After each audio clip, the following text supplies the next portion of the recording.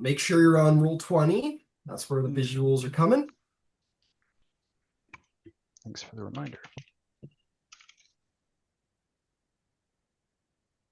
All right. We are going to start the game a little differently today.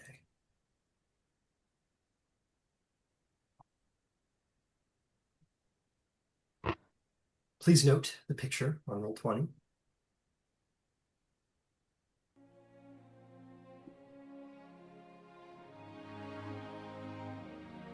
Above the world, beyond weather and time, the sun hangs unmoving over a beautiful ocean of clouds. Perfect, merciless eyes of gold pour as a plume of cloud erupts from that cloudscape. And ascending upward is this beautiful being that makes its way through the light that stretches on seemingly forever, casting no shadow. The sky breaks for this figure, who erupts upward through the cloud sea at impossible speed, traveling vapor and fire like a wound in the air itself. Golden wings unfold mid-ascent, vast, precise, white-feathered, catch the sun, and scattering it in blinding halos. An angel. And this being does not struggle against gravity. Gravity has simply been informed that it is no longer in charge, as this being beyond mortal beauty ascends. Oh boy, that came a little early. This face could inspire worship or fear in the very same breath. It is purpose given form, and the air bends around them as if all of creation bends to this inevitable being of pure good. And in that single fragile moment, the heavens bend, and the sun goes dark, and something vast slides across it, swallowing the radiance of the sun, not with speed, but with titanic weight and size. The silhouette spreads as massive wings unfoil, and the sky itself seems to recoil. The cloud below curdles and collapses, boiling inward, as if trying to flee what approaches. Heat vanishes, silence follows, and then the roar. Horns curved like crowns, forged of conquest, wings blotting out eternity, and it descends down upon the angel, who does not hesitate. A hand comes out, and igniting within it is a beam of pure light, and a sword appears, a sword divine and make, as if the Dawn Father himself placed it in his angel's hands, and the two beings collide. Heaven meets hell, annihilation meets creation, darkness meets light, and the collision is beyond comprehension. Shockwaves tear through clouds. The earth sort of can't comprehend what is transpiring. Blow after titanic blow, wing against wing, light against darkness, scream as it carves through smoke and iron, the roar of battle, and for a moment, just for a moment, the darkness reels. The celestial blade burns bright, slashing into its foe, driving within it terribly. Holy resolve, and the fiend staggers. Dare I say, near falls, the shadow tearing apart under the onslaught of light itself. The heavens tremble, and then, in that moment of confidence before that final blow can land, a great brutal strike is made. Light plunges through the clouds in tandem with a mace of pure blackness. The sun itself seems to recoil and reel from the blow that strikes this heavenly figure. Cold, deathly, ferocious. And the angel falls. White wings scatter. The angel falls. Just like they came, a plume of white, as goodness and divinity fall from the sky, and the roar of evil and darkness takes the sky.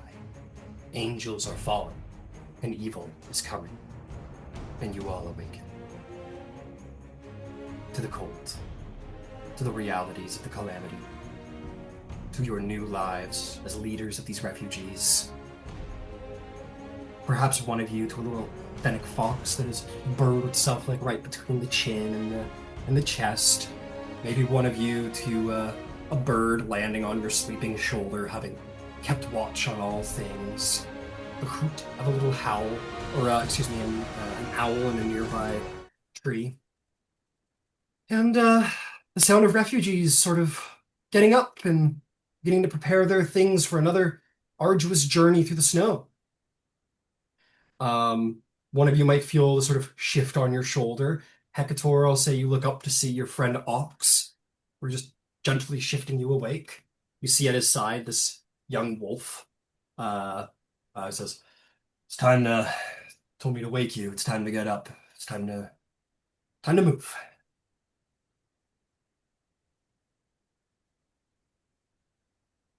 Right, we should go. Right, and he'll get up and go start helping people out, collecting their things if they allow him to. He is still not completely welcome. Appreciated, but still held with wariness. All of you awake?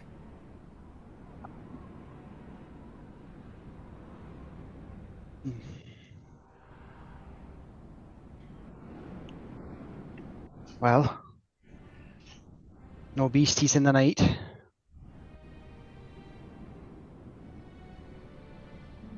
That's good. Yeah, it is. How about our food stores?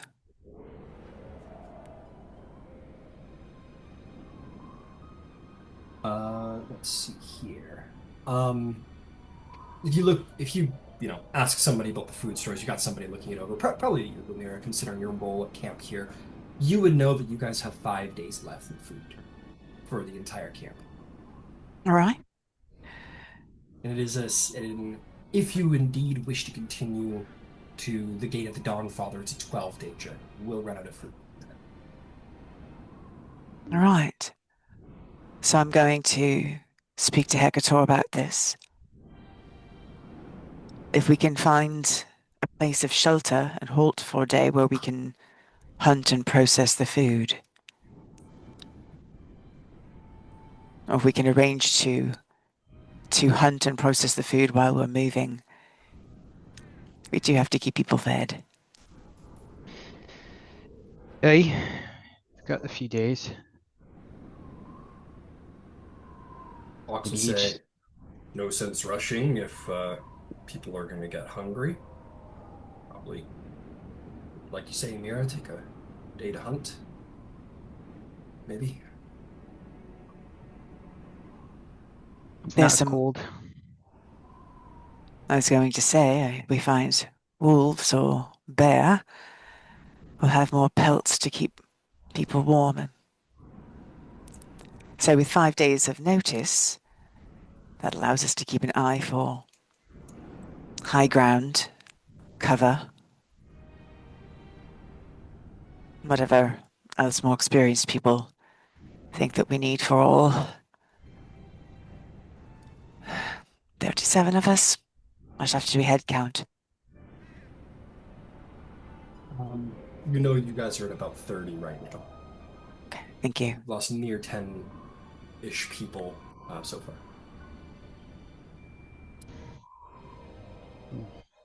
Lots of fingers and toes missing, though. More fingers and toes Hmm. missing than you've lost people.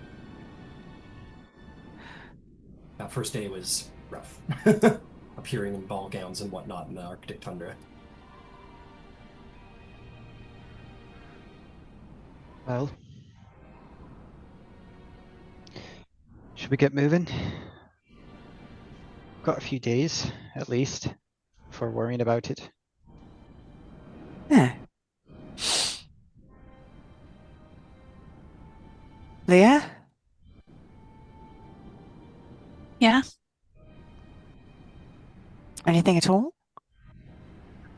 Well, I'm not much of a hunter. But I could, keep an eye on camp while you guys went and hunted or um no, I don't have much to add. If what you do is focus on keeping people's spirits up, that's a big lift. And one I think you're uniquely suited for. Well, thank you. I'll try my best. Thank you. I appreciate that. And that was the image, by the way. I meant to have up during that whole little speech in the dream. My apologies. Brandon, I'm shooting a link into the Roll20. I realize I didn't send it to you. So That's a we good start. all saw that in our dreams? That was what you dreamed of last night. Hmm. That cloudscape, the battle, the angel, the monster, fiend. The fiend, I mean, admittedly, did look like Ox if Ox like had a wild power up. The thing was maybe like 2 or 3 times the size of Ox, but the same, big horns, broad, strong, red tail. Hmm. It was what you imagine the most horrible devil probably looks like. Hmm. I'm a bit restless. I think just from previous days' events. Wild dreams. Yeah. Unpleasant.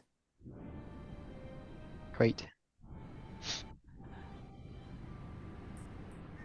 All right. Is there someone who can scout ahead? If not, I might be able to. Owls aren't. She'll scratch her. She's like, owls aren't really great in the daytime, but I might put out. I might be able to send her forward and back if it's all we have. Hey, perhaps. Kira should make a pretty good scout as well. Keep an eye out for tracks, for animals we can hunt. The eagle flutters down and lands on Hecator's shoulder.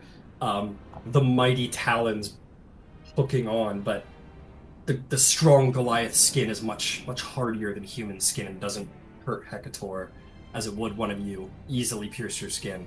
And this great bird, like an eagle's a big bird if you've seen one, it looks pretty small on Hecator's shoulder comparatively.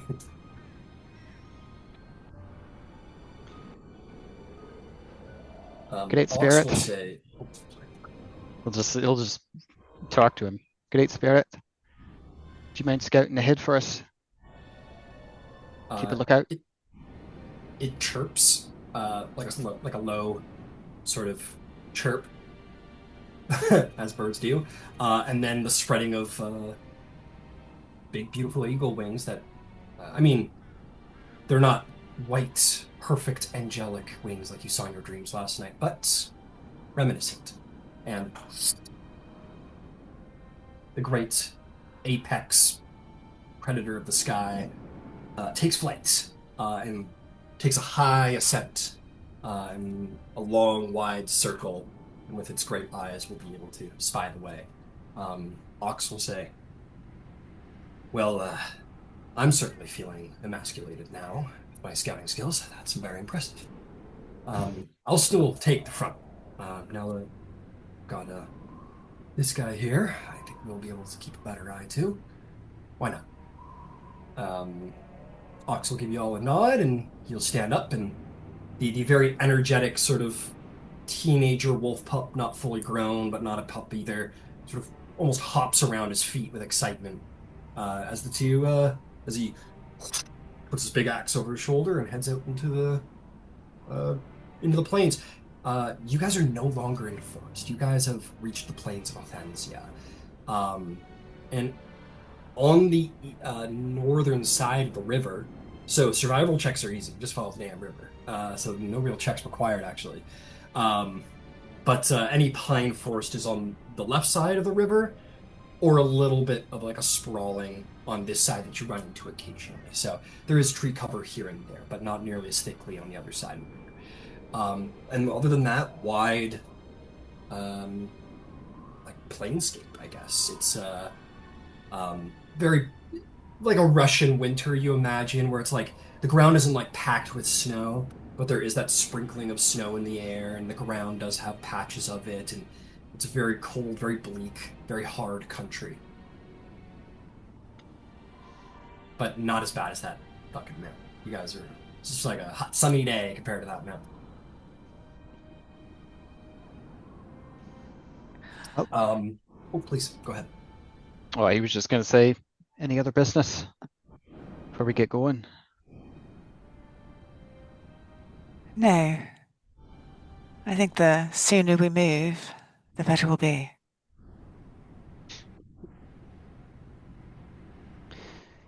Right.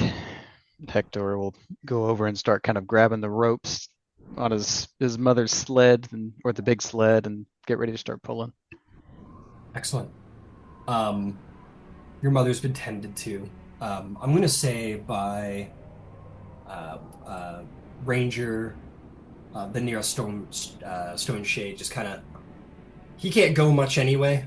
He can't go much of anywhere anyway very easily without someone assisting him. So he just parked his bedroll next to your mother and just kind of made sure she was good throughout the night and gives you a little nod. Morning, Stands up, Vanera. goes, "Good morning. Sleep well." No, that's another matter, but boy, what I wouldn't give for a horse. I'll miss my horse. I had one back in Cathmere. Um, name was Snowflake. He had a perfectly white coat. I always wanted to see Oh, the snow. Less so these days. you gotten enough of it? I think I've gotten my fill. I'd be happy to get somewhere a little warmer. Right. I had a something much bigger than a horse. Titanoteer. Oh, those are rare. Aye, You should consider yourself to be very lucky. They're very faithful creatures. aye. He'll look kind of maybe a little listlessly towards the direction where he thinks that Kath Moira was. And maybe that quiet hangs there for a second between you and Veneer as you reminisce about lost beasts and, well, we've all lost a pet or a beast or a friend like that. And he'll reach up and kind of pat you twice on your massive shoulders. Say, well, these dark times will pass. I'm sure. Just Aye, gotta get to safety. aye. They must. Onward. Onward. He'll start making his way on his mangled rough leg and his walking stick as he makes his way through camp. Um, as usual, Mira, you are going to see riding right up to you with a little bit of breakfast that's been made is Thistle in her purple robes and big purple hat. And she goes, here, they were, someone found a nest of eggs and made some eggs, and I stole one for you. I didn't literally steal it. Thank you. Yeah, yeah, it's been a lot better since the magic has come back. So, The druids and the rangers been able to find things a little easier. and have you tried? I had one. Yeah, it's nice. And she gives you that smile of like, it's great. But you get a sense she probably lived decently in Avalier, and this isn't the nicest thing she's ever had, but it's survival. I meant, have you tried your magic? I have been scared too. I got blown up that one time when we first got here. I I should though. I should. I should try it. Um, yeah, a master apprentice Joran has been um well, he and the archivist handed out some formulas to sort of like it's like a new formula that you're supposed to use when articulating somatic spells to compensate for ley line changes. Um, and I just need to get my hands on it. They've been passing it around. You should do that. Yeah, yeah, I should. Um, I will. I will.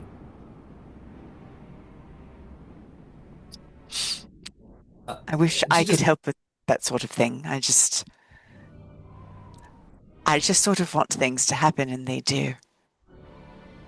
oh, that sounds way better than being a wizard. I'm jealous. I mean, I'm not as smart, but it's been convenient out here. Well, you're a lot smarter than I am. I don't think they would have gotten by if I was in charge.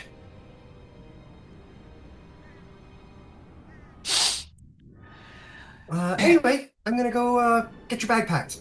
And she runs off.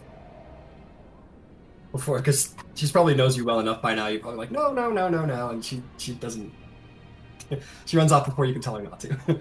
And you see her just basically taking your Tinder kit and stuff and start packing your bag for you. Um, and yeah. Um, at the very same time, all of you might notice, the children are still flocking around Big Brother Seru and Little Nimi, as their second in command after the big boss Ox. They're still keeping a lookout. Their spirits have remained mostly high throughout all this because of the ignorance they possess, being children to the true weight of danger around. And also interestingly, that crazy dwarf woman you picked up, um, she's been taken in by I'm not taken in, but she's being mostly like almost aggressively looked after by Yerva and Danik Stoneaxe. Good. Um, the is maybe you're beginning to learn something about dwarves being here. That as grouchy as they are, they take community and kinship very, very seriously, such as the teachings of the Olive Hammer. Um, and they continue to be the workhorses of the bunch, but they're a lot more grim now. One thing anyone would know is that dwarves are very stubborn, both in conversation and in memory. You get the sense that this thing that has happened recently, they will never forget, and will probably pass it down until one day it could be avenged. Um, Meanwhile, Leah, you are surrounded by people. As said, you are in charge of morale, and the person who lifts the spirits and talks to the people is usually the one in command, and so things are. You find yourself speaking to Master Apprentice Joran Vars, who is kind of the Avalier uh, community leader, let's call it. And you're also talking to the very old Doran Emberhorn, and a number of other people are gathered around to hear the three of you speak and know what's happening next. Um, uh, the Master Apprentice Joran, he goes, 5 days of food? What are we gonna do? I mean, magic's come online, but like, does anybody know, crave food and water? Crave food and water, anybody? And the old lady Emberhorn goes, the magic is working again, but only the cantrips and a couple of first levels. The powers, nature's turbulence is still quite strong. And they both look to you for guidance and leadership. Oh no. Um, Leah Satra has experience with performing, and so she is definitely going to pretend she knows what's best in this situation. Make it so you make it. Yeah, and she'll tell them, oh, the food will not be an issue much longer. We've already arranged for there to be a hunting day coming up soon. So we'll take a day's rest for some that need it, and then the others will be responsible for hunting. So we'll gather some foods shortly. And as for the magics, well, they're back online, and that's something to be grateful for. So um, perhaps that could help with gathering food and water. Make me a persuasion or performance check for your faking it till you make it. Who knew acting skills would come in handy for leadership?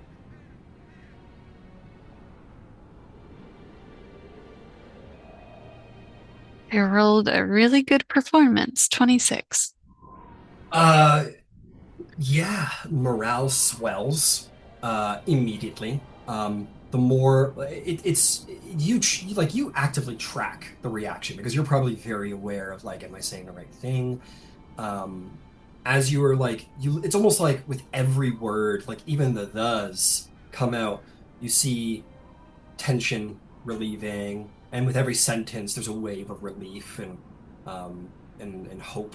And as you speak the way you do, you recognize that like they're like, oh, there's going to be a hunting day. Oh, there's going to be a day of rest. That's really smart. And everybody seems very happy to know that their leadership has thought ahead and has things covered. And what you say makes great sense.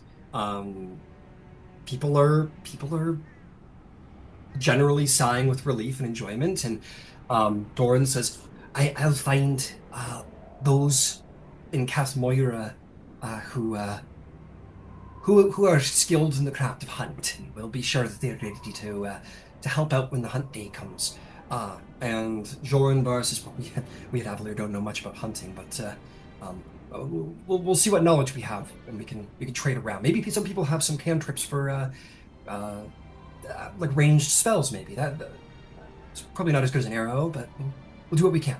And there's some relief and excitement, and immediately people begin to kind of take to themselves and coordinate and try and start finding hunters and finding out how the fuck Avalier is supposed to possibly help with this, because you still see there's lots of squabbling between Cathmoir and Avalier people, if not straight up hate, where someone's like, oh, I'll use like my firebolt cantrip, and then this other guy goes like, you'll ruin the hunt, you idiot, you're just gonna burn it up and we can't eat it if you blow it up. And he goes, well, I don't know how else to hunt, and there, so there's a lot of, especially now, Avalier is in a very tough place where, they're largely blamed for everything that has happened. And on top of that, they are far less capable at handling the current circumstances than anybody from Capoeira because they don't know about survival. So, on top of being responsible for their current situation, they are very unhelpful by the design of what they are.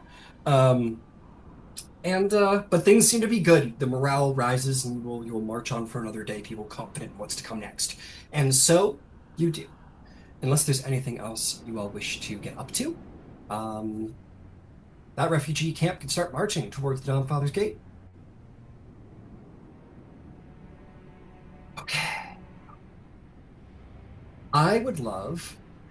I'm gonna have each of my three adventurers currently part of the refugee camp to roll a d20. Let me know what you get and make determine the course of the day. Okay, 5. What'd you get there, Hector? Nat 1. Okay, Leah? 6. 6. Alrighty then. Well, we need to award in that one, don't we? Hector, roll me a d100. Oh my gosh, hang on. Where is it? I actually have a D100 like eyeball die. That's awesome. And it lights up because Dragon That's Con. fun. That is a 6. We got for 6. 6.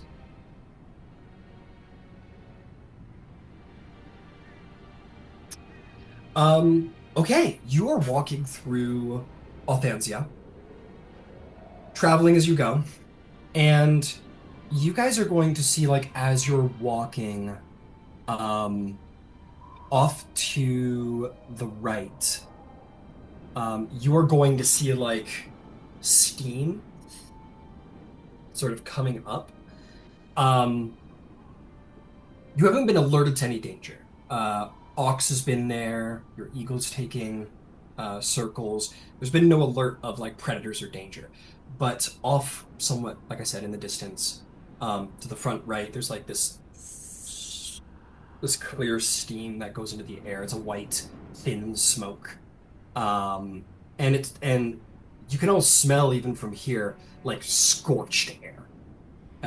There's no other real way to describe it. It's like the air itself is like been burnt, and maybe something else. Would you investigate?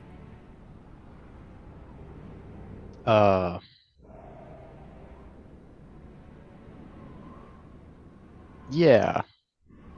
Okay. Hekator, you head on over, no problem. Kind of take off to the side there. Go take a quick look. You make your way over, and you were gonna sort of just crest this very small, not even a hill, more of like a rolling in the ground, really, and get a good visual of what you're looking at. You see, there is this It's this 40-foot patch, about 40-foot diameter patch of earth that is like perfectly smooth and steam rises from it. It is like glassed. So it's like, you got grass and like dirt, little lumps here and there, and there's this 20-foot by excuse me, 40-foot diameter just ring, not ring, it's a full area of just like perfectly smooth glass with like steam rising off of it. Hmm. Does this seem magical to him at all, or? Make me a nature or arcana check. Your choice. Oh my God, another nat one. Oh, fuck. First two Another one rolls. appears First two right where you're standing. No, no. On a nat one, this is just such a wild aberration of nature. You're like, I I have no idea. Hmm. It completely confounds you. You're like, what is this? I think with that he'll probably disengage from this and go back to the group. Maybe Okay. find Mira or Leah and gather them around. Be like, um, I'm not sure what I'm looking at up there. It's like a circle made of glass and steaming or something. Any idea what that could be? Um, Make a nature check or an arcana check. DC's a little higher because you didn't have eyes on it. Yes, that would be an Arcana check if you don't mind, because Yeah. I am not proficient in nature. Okay, excellent. There's a 19 on the dice, and with my Arcana, okay, so 21. 21. You being studied as you are, and studied under your master, um, he probably taught you a lot about magic and um, interesting things that happen when magical effects. And he would have told you there's a very interesting effect that happens when lightning hits the ground. He said, like, oh, you recall his voice in this moment. He goes, when lightning strikes the sand in a desert, it turns to glass because it is superheated in that moment. Very interesting concept. I've always wanted to get some storm glass. Very useful spell component. Um, and you remember him describing it as basically like it's like it would be giant shards and like it's very uneven. Um, that's the best you could surmise. You're like, yeah, I did hear of when ground is superheated in an instant, it turns like earth and sand turns to well, sand turns to glass. You don't know if that happens with Earth, and you've never heard about it being like a perfectly plain dimensional flat piece, but that's the closest you can get for an explanation. It explains the steam, superheat.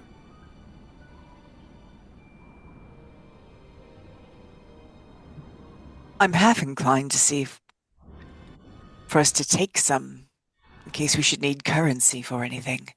It's potentially a useful spell component. What is it? It's called Spellglass? Stormglass. Stormglass. Oh, you think a storm came through? Maybe. My master told me about a thing that happens when lightning hits the sand and it he called it superheating. I guess it gets extra hot and it turns from sand into glass. That's a Really? use. I so I've been told. It's a useful spell component. I don't know if anyone here can use it. But if we're looking to go to any city, we're likely to need currency for one thing or another. We don't have anything to trade, so it could be worthwhile. All right. So we'll smash the glass and take it. Try. If there are a couple of pieces that we can get easily enough, then we could do that. If not, we can keep moving. But that's all I know that it would be. I could be wrong. I reserve the right to be wrong. Right. All right. I don't remember, as he's walking away back towards the glass, I don't remember hearing any thunder. Thunder. Okay, you make your way over. You touch it? I think he'll Is that take your out. favorite question? He'll yes. He'll take out the one of the light hammers that he got from the dwarven stronghold there, and Nice. just kind of lightly try to just tap it on the surface. And you kind of hit it, and it kind of, you know when you like hit ice and it makes that like roll, that kind of almost like wobbling, weird sound effect. Yeah. It does that. It doesn't sound like tapping a pane of glass. It's cool. It's a cool sound. Did it feel solid? It felt pretty solid. I mean, nothing you don't think your hammer couldn't handle, but yeah, pretty solid. Okay. So he will go near the edge of the glass circle, and almost like he's, you ever seen like napping of a stone to make arrowheads? Basically trying to do that with the hammer, just to like chip off a few little flecks. What tools are you proficient in? I think cartographer's tools and potter's tools. So I've got my potter's tools, but God, never mind. You start breaking it up, and it breaks up just fine. Again, very odd that it's just like a perfectly flat mirror pane. Um, that part's like, yeah, that's not specifically natural. But you break it up, and if you have a pouch or a bag or what have you, Yep. it's sharp. And you can toss it in a little bag. It's fine. Actually, you guys are pretty low on supplies. I can't be too generous with supplies. Yeah, as long as someone has a bag to put this in, you can take it as much storm glass as you like. Yeah, I've got a backpack. So he will, I guess, try to grab what's a respectable amount.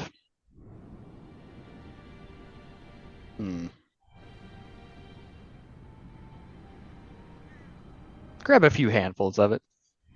Okay. If you can. Got Kind of little chip it handfuls. down. Chip it down, absolutely. Put it in your bag. Magnificent. And you do so. All the while he's sitting there thinking, this is silly. Just like tapping. That's funny. Yeah, and you take it on back. Okay.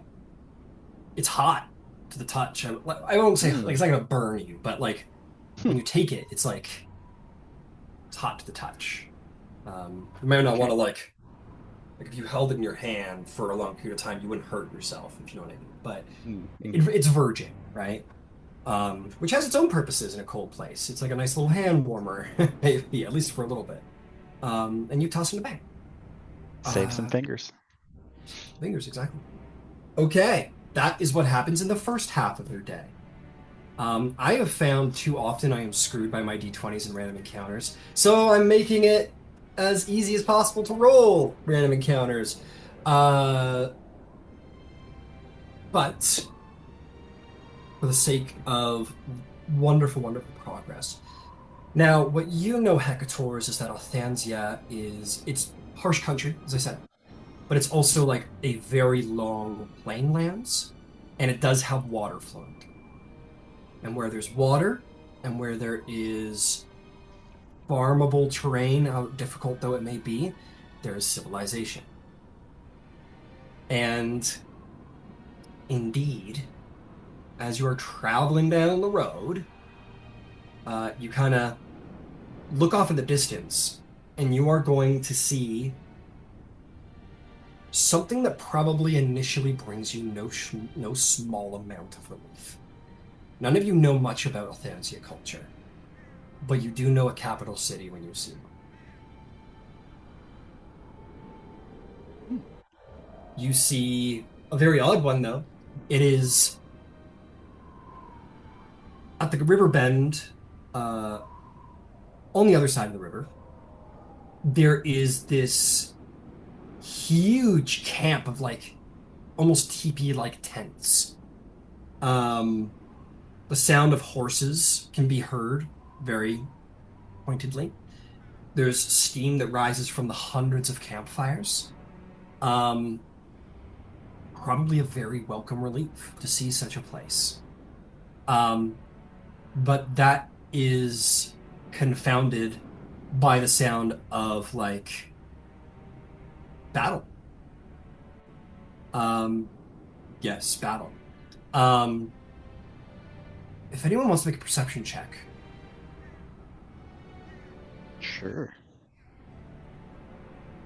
Could I use a key ray to help? He's yeah, looking at him from yeah, above. you'd send him in, yeah. Perfect. 8. Eight, Not good. 7. seven. If you wanted to roll for your eagle, because I believe they do get advantage for keen sight, you can just roll their stats instead if you wish. Okay. Oh, that's pretty good. That's 23 for Yeah, key because your ray. bird can fly right there and look down. So excellent. So you've all learned that your creatures, you can communicate with them mentally. It comes in the form of like feelings, not like words. So messages described through feeling. And the feelings you are given, Hecator, are indeed violence and battle. Um,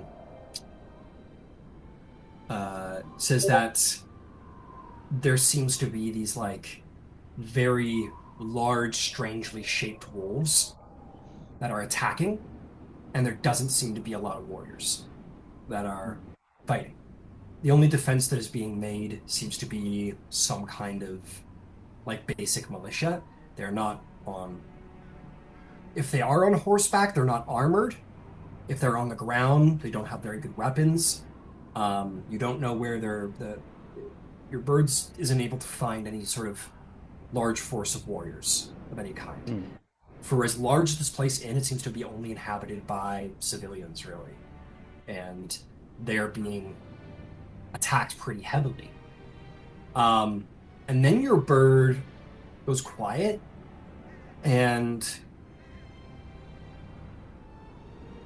kind of there's almost like a not a panic, but in the way an animal registers danger and flees. Hmm. And you feel it making a hard bank and it flying back towards you all. And as you look over at the settlement, and hear the cries, you're going to see that the thick clouds ahead over top part, and a single beam of light shines on the city. And that beam of light seems to get brighter as like the clouds are parting. And then all at once, it's like the sky itself, the sun itself, falls upon the earth in a great, blinding to all of you beam of white light pulverizes the entire capital from the sky like a fucking orbital laser. The shockwave is felt where you are. I'll have a straight saving throw from everybody, please.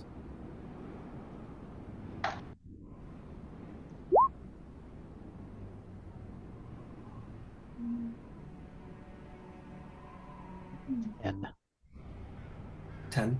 You are Nat knocked off your 1. feet. You are knocked off your feet. Mira? 12. 12, you're knocked off your feet.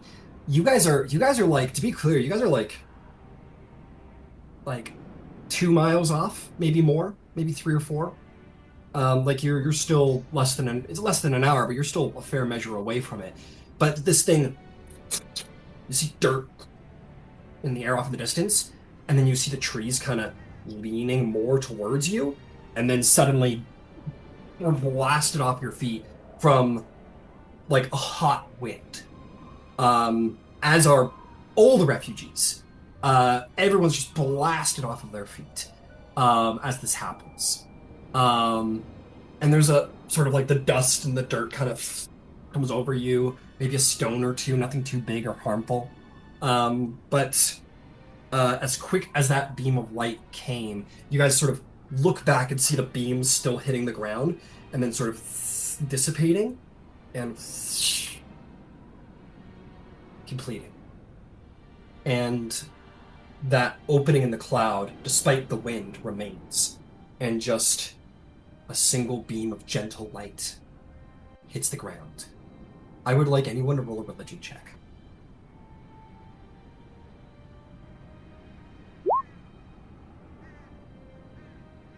18.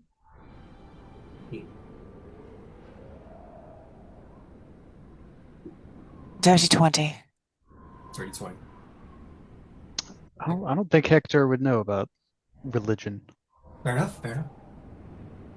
This is divine intervention in its purest and simplest form. Some people spend their lives, like Hecator's mother, interpreting the signs of the gods or the spirits from nature in small things like the passage of birds or the swaying of trees or the direction of the air, trying to find the subtleties in nature to unravel the greater mysteries. This was mercy.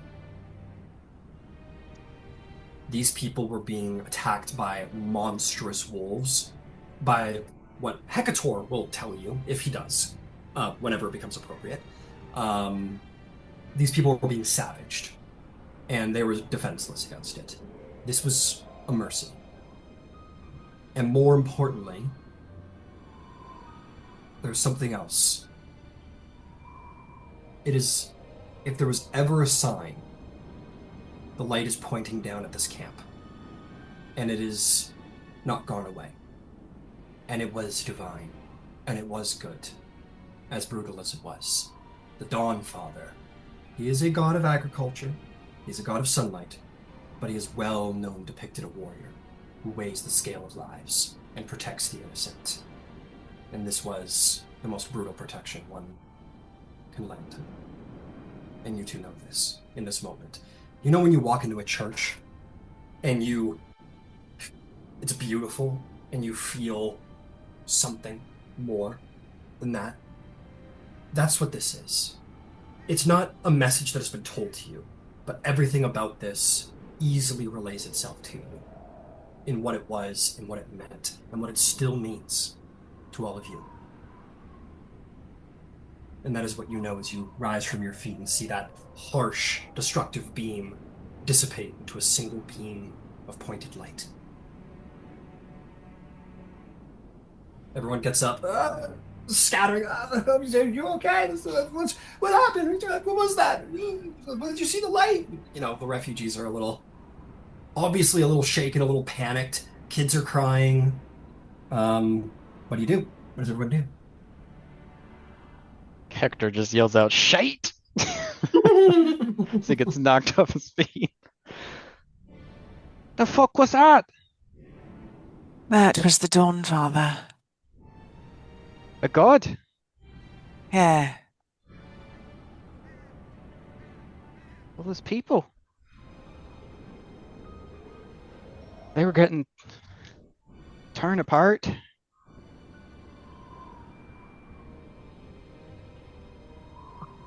I think it was a purification.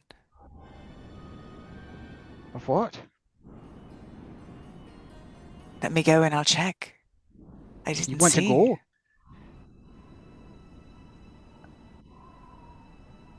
I don't think you should do that.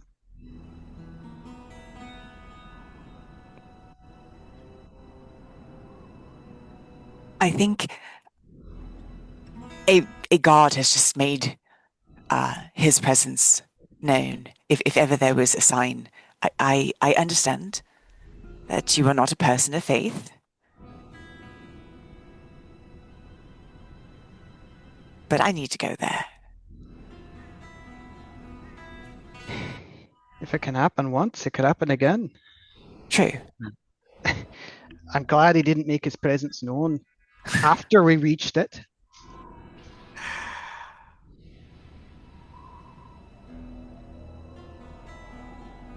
You know how your mother she had things that she believed in. Aye. Yes. She has.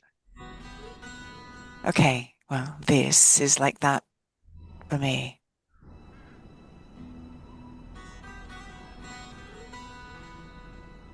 That makes sense. Also, you're completely right that I'm contemplating this is absolutely insane. I do want to acknowledge that. Well, I just tapped a bunch of glass with a hammer while we're surviving on scraps, so none of it makes sense. Do what you must. Just be careful. Perhaps there'll be shelter there. And Mira will go to check it out. She'll actually call for Thistle.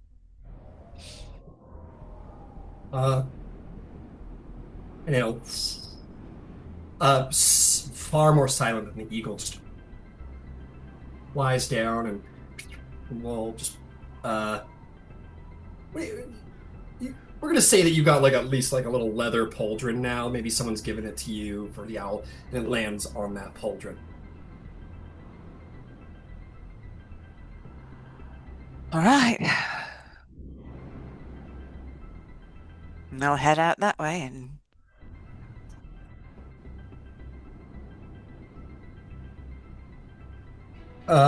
Okay. You go. I'll say Ox goes as well. Ox goes, at the very least, there might be supplies. And he'll go.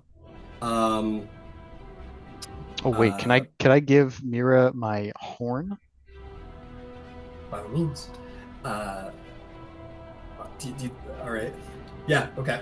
I was gonna say, do you tell her like what? Do you make up a system for blowing? Because last time there was a little confusion.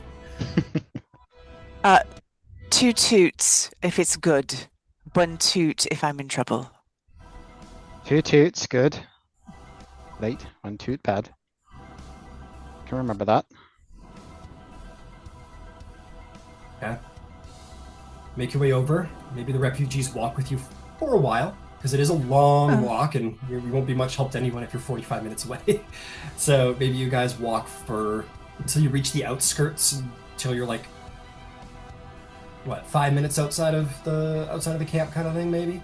You get right up to there, and then Mira will go, Ox will go, Hecator, you're staying with the crew?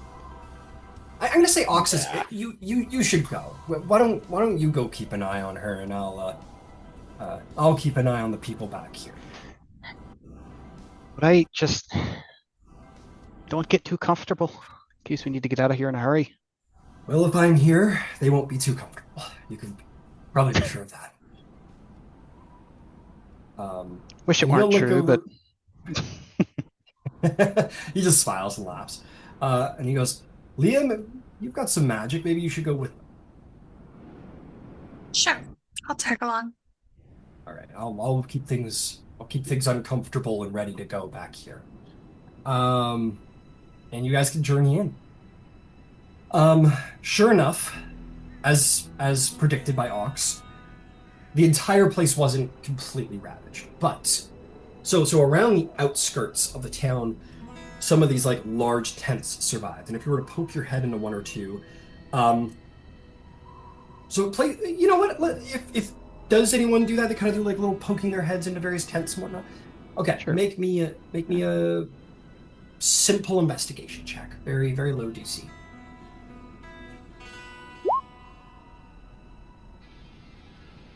13. 13.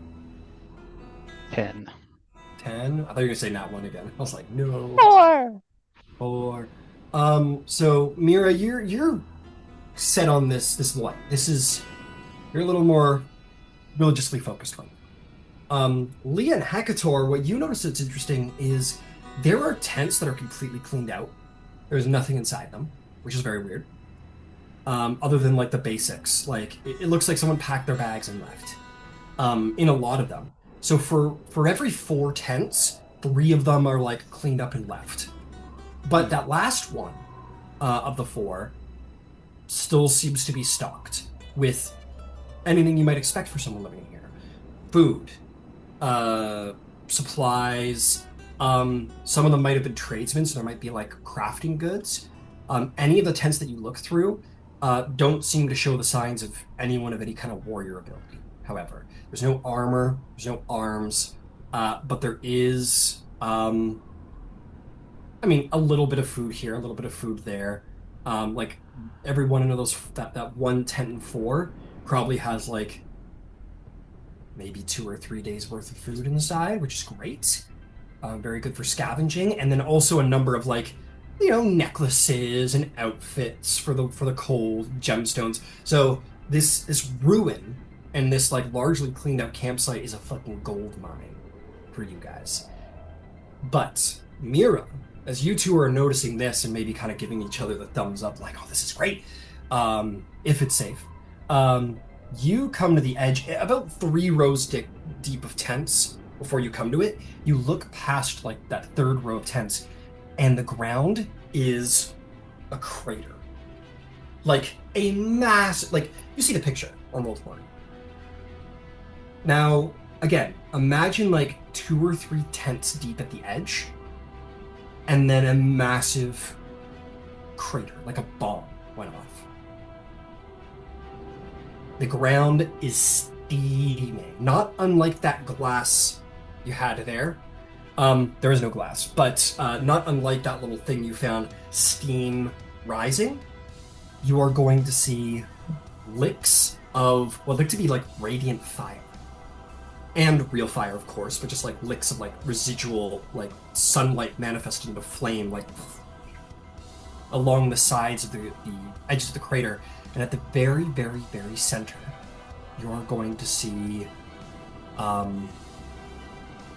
curled up and unconscious, unscathed, other than dirt and soot, is a single unconscious naked man.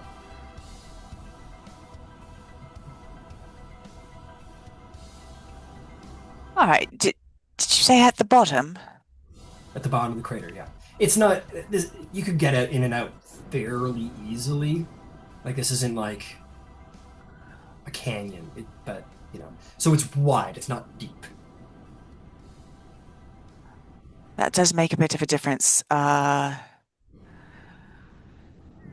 still probably wouldn't want to get caught with archers around the sides inside there, and it might be a small struggle to get in and out, but nothing, no titanic effort to get in there. Survivor. Oh, all right. I think Hector's probably already started gathering stuff. Yeah, and we'll get to that. There will be a gathering. I'll just drop it all down. Okay. You two run over and see the same sight. A man, not very skinnies. Yeah,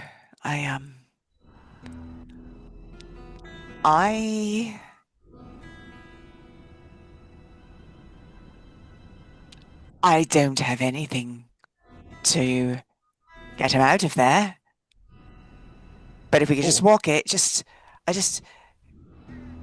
don't know if I can actually carry him out. Oh, I'll get him. I am not strong.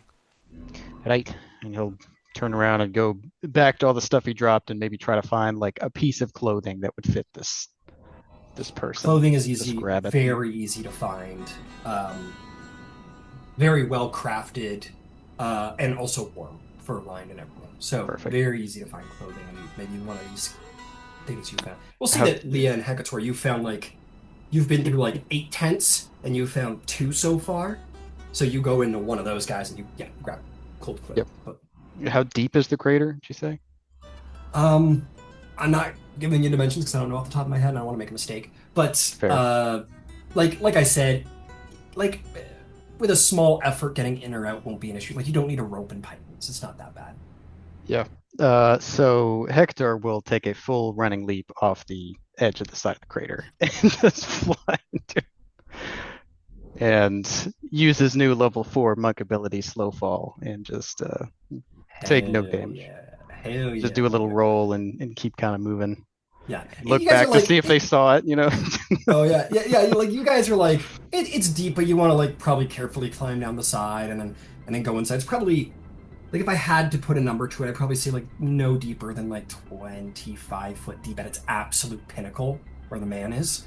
But still, you guys see Hecator like jump off the side. You guys are like, roll an acrobatics check, Hecator. Oh, I've been rolling real poor tonight. You're due for a good one. It kind of continues.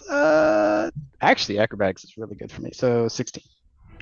My man sticks the landing. He like jumps off the side, and you're like, oh, he's gonna sprain an ankle at least, if not break his skull. And Hecator doesn't land like, he's not like the Hulk, right? He looks like the Hulk, but he doesn't land like the Hulk.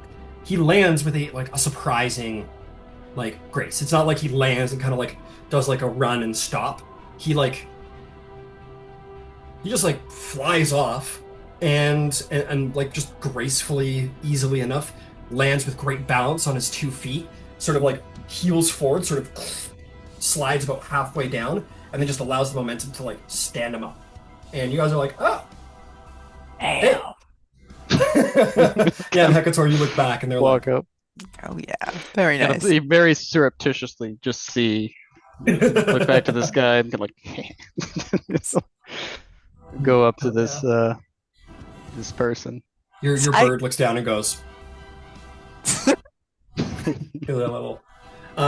Anyway, you make your way up to this man. What do you do? First, just respectful. He'll try to just cover him up a bit, and then just try to rouse him a little bit. Okay. Oi, you alive?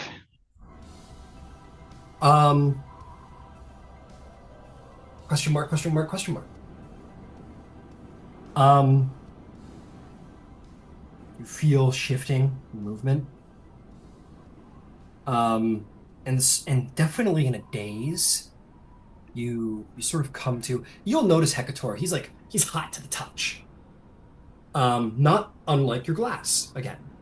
Not painfully so, but just like, and not even like a fever, just like the guy's been sunbathing for the last hour or two. However you want to put it, but he's warm, if not hot to the touch. And steam does rise off of him in the cold of Athancia. You awaken? Question mark? Question mark? Question mark? You feel something being laid on top of you. It's comfortable. You feel the hard of the earth on your side. You kind of slowly come to, maybe a little disoriented at first, maybe a little blurred even, till like it all comes together. Sound returns. There was a slight, and then that sort of buzzing in your ear sort of descends into the sound of a stranger's voice. You're being shaken a little bit. Hecator, you feel him stir and rise and kind of maybe begin to lean up slowly and look around and take stock. My stranger friend, you look around and your eyes hurt from the blinding of the light, and then you see the earthen crater around you. You feel the speckle, the big pieces of dirt falling off of you as you rouse. And Hecator, you look upon this person. This looks like a human. Black hair, short, not like scruffy though.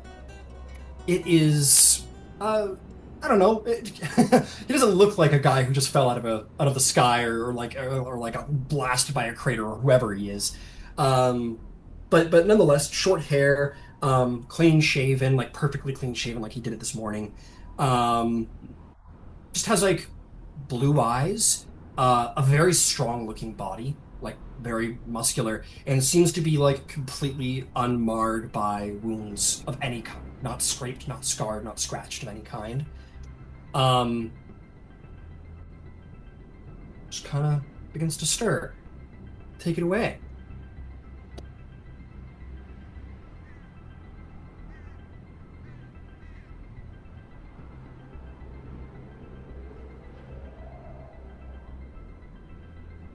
Who are you? Oh, uh, Hecator, who are you?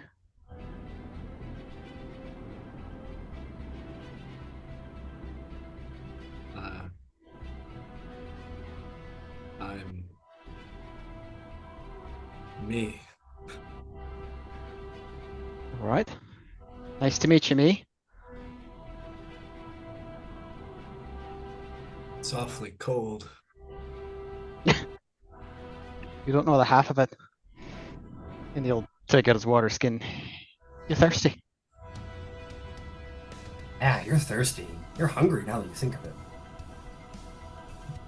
Yeah, and he like takes the water skin, he like turns it over. He like drinks all of it. Oh, uh, It's that right. like Hecator, you see like water, like it's that like deep thirst drink where water's like kind of coming down the side of his cheeks a little bit. Thank you. Hey, you're welcome. Did you? Are you from here? Looking around at all the crater and the radiant fire. I certainly hope I'm not from here. Me too. Be something of a tragedy. Want to get out of this pit? Is there food outside of the pit? Aye. Okay. And then he rises and the cloth like falls off of him and he's like full on butt ass naked. Like It's also worth noting that like, and even from the crest where Leah and Mira, you guys can see what's going on. Like, this person is in like, I mean, objectively, this person is in like really good shape and has a very handsome face and like, like I don't want like. It seems silly to say, but almost supermodel-esque, like just like Adonis. idyllic in appearance, if simple. Oh, I you might you don't feel the breeze. Nothing.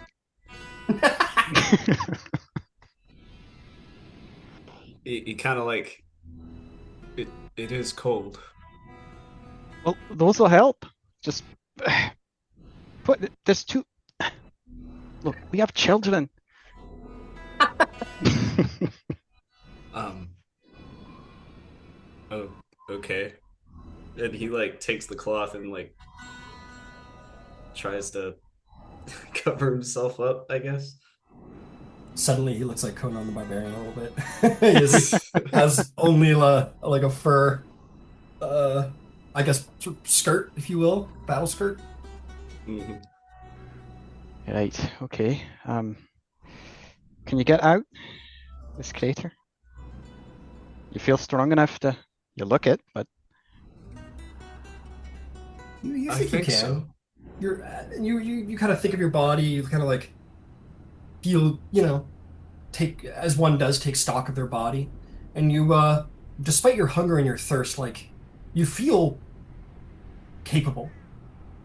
You feel strong. I think I can. all right. You go up first. I'll catch you if you fall. Both Thank of you. you make athletics checks to get out of the pit. Oh boy. Can I get? Again, low, like I said, a small effort, low DC. I will guide myself. It's been so bad. Oh my god. By the spirits, don't let me embarrass myself. Uh, hero guidance. 10. That's a dirty That's a 20. six. Oof. So Hecator, Nice. you're gonna get out just fine. Like you're like a 10 is a success without embarrassment or anything. It's not a hard effort. You get out with fair ease. Um, yeah, this guy was all like slow to move and thirsty and whatever. And you guys kind of like do that trudge walk uphill a little bit until you come to the hard bend. Um, and then this guy takes like an accelerated 2 or 3 steps before towards the steep edge and springs up and out of the pit uh, to the point where like he hits the edge with like a foot and a knee on the edge and then just like pulls himself up with his foot. Like a really impressive springing jump until he like rises. How tall is your character, stranger? He's around 6'4". 6'4". So he rises to his full height, and this like strong, looking a little barbarian now with the fur skirt now, rises probably head and shoulders above you, Mira and Leah. Not as tall, about as tall as Ox without the horns, not as tall as Hecator, but nonetheless a pretty striking individual. And then Hecator, you kind of behind, kind of. That's what I get for showboating. Yeah, and now, stranger, you find yourself looking at. Actually, I'll get a full description of the party now for the sake of our new character. So let me start with you, Hecator, because you were the first that he met. Sure. Yeah, let me pull up my hero forge again. I got him right here on the roll 20 or on the tail spire. I'll Oh, stand him perfect. up for you. And you'll share the tail spike? Oh fuck yeah, I've been sharing this whole time. That's okay, it hasn't been important. Let me share. Sorry, tail spire, and I'll show off him mini Hecator. Yeah, so Hecator is first thing you'd probably notice is he's quite tall. He's 7'4". He's a Goliath. He doesn't look as bulked out as most other Goliaths you've probably seen. He looks pretty, at this point, pretty ragged, most likely. You know, he's been through some stuff for a few days, but he's even before that, you could probably tell like his clothes aren't nice. They're very functional. He's got like a fur shawl that kind of goes over his shoulders. Um, he's got kind of markings that go over him as Goliaths do. He's fully barefoot, just walking around in. I don't think it's snowy down here anymore, but just walking around fully barefoot. He's got kind of reddish hair that's pulled back, like a little half up thing, little backpack. Looks prepared. Uh, Another noteworthy thing you'd see is he's got a very large, kind of glowing bluish scar that's over his chest. Wow. As this stranger sort of rises strikingly before Mira and Leah, would either of you introduce yourselves or say anything? Yeah, so Mira was standing on the edge. She's a human, 5'4", 5'5", so she's a good foot shorter than you. Um, she has sort of medium neutral olive kind of skin, so kind of a caramel colored hair and hazel eyes. And her you can see she's got boots on and she's got a cloak, but the cloak was not made for winter. And her clothes are pretty wrecked right now, and she's got a hat that's like a I don't know. It's like you'll see the hipsters wearing them sometimes, kind of like a super long beret, kind of. So, Okay. and she Okay. has a staff at her back and a couple pouches, and I like to think that when Mira went out looking for danger, when Avalier was about to fall in the middle of the night, she made sure to grab her like hipster beret as an important, even survival based. No. She sleeps in it. No, you're right. Yep. It's a More of a nightcap. nightcap, really. Amazing, amazing. Incredible. And standing by this woman's side is Is that me? The that's you. All right, cool. So Leah Satra, Leah for short to her friends, is also 5'4". She's pretty slender and petite, and she's got long blonde hair that extends like past her waist. And it's really thick. Right now, it's probably incredibly disheveled, maybe in like a thick, loose braid down her back. She's got bright blue eyes, and she's got the body of a dancer. And she has a small finnick fox that follows her around, and she wears clothes that are way too big for her, like incredibly too large for her, probably the size of a Goliath. And her shoes are incredibly well made, though. She's got very nice leather shoes, and she carries a very nice dwarven +1 dagger at her waist, along with a very nice dwarven hand axe, and then a more crude looking dagger. And that looks to be about all that she has on her. She's very ill equipped. And also to be clear on that note is that the boots are like survival boots. They're not dancer boots. For sure. You said they were Um, very well made. They are. They're very, very well made. Yeah. Sweet. Yeah, that's Cool. like So you two see this figure, the striking figure before you, and Mira and Leah, you see him, and they talk now. The Dawn Father must like you quite a bit. This is me. That's Mira. Leah.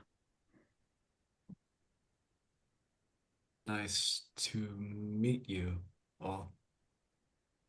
Me? Meet you all? No, your name. He said, "Nice to meet you all." Oh, Yes. What is your name? Said it's me. I I don't. He kind of looks down. I am me. See? Do you not have a name? I don't know. Well, that was a pretty big blast. Maybe you just hit your head a little. Do you remember anything? Do I? You see my message? Oh, no. The very first one?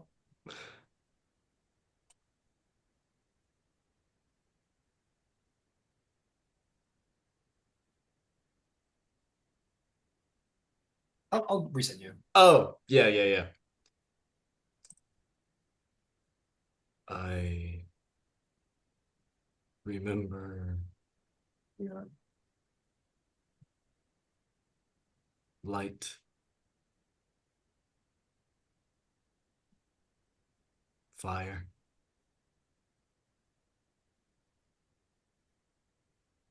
I remember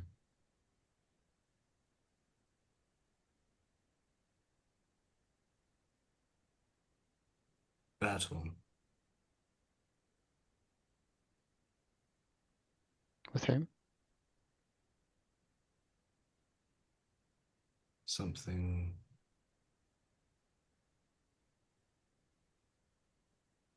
evil.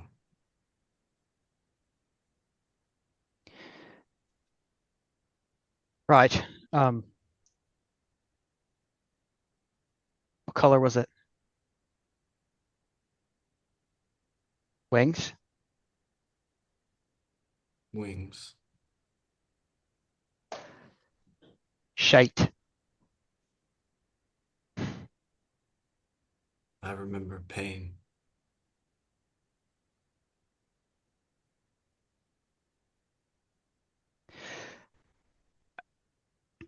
Um,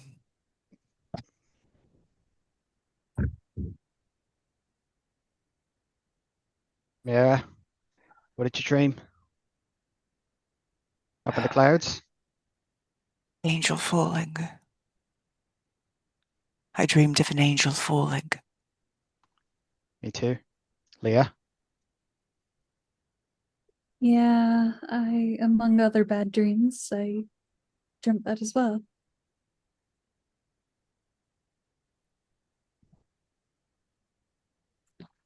Well, if that's not a sign, for fuck's sake.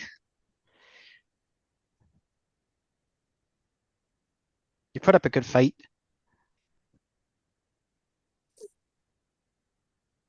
That couldn't be, right? I don't think that this was me that you're referring to, or that I remembered. Perhaps not.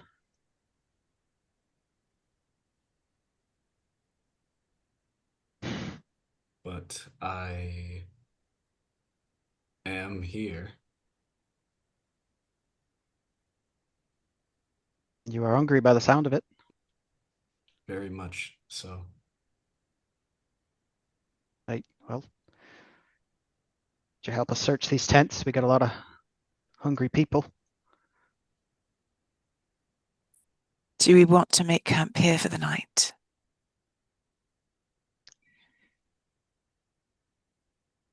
Perhaps. Would this be a good place to hunt from? Well, there were a lot of big beasties attacking it. Fair enough. I will say, as a important role play element, um, you know, whatever your personal ideas about safety or what have you, I am going to play the desire part of it. You guys have been out in the tundra, in the mountains, sleeping in the dirt, the hard, cold dirt, eating scraps. And you're like looking around at these tents, and they're insulated. They have fire pits inside of them. They have beds with furs. The desire, the part of you that's, you know, wants, you know, it's huge. Hmm.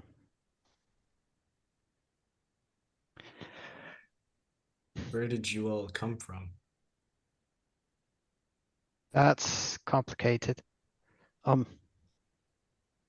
Someplace warmer. Well, recently, just up that mountain. Kind of looks at the mountain. Uh, it is, it's a big fucking mountain. You know, probably pretty impressive that they came down from that mountain. Considering that one's half naked, and that one's really poorly equipped with oversized outfits, and you know, You all survived on that mountain with, well, you I can see your belly. It was a long fall. Actually, if I can find clothes that don't expose myself so much. And if why don't we finish Would you looking through like this? Could there? my cloth? I'm sure it's cold. And he goes to like pull it off of No, himself. no, no, no, no. I'm. There's more here. I'll find my own. I like to imagine Mira was like her belly button was like an Audi, and then it frostbit off, and now she's Oh, God. she's got her belly exposed and fucking Arctic offense. Yeah. Well, I'm with Aesthetics you, are important, Red Frostbite. and they are. Um, Okay. Um, are you all are you camped close by or Yes, we are.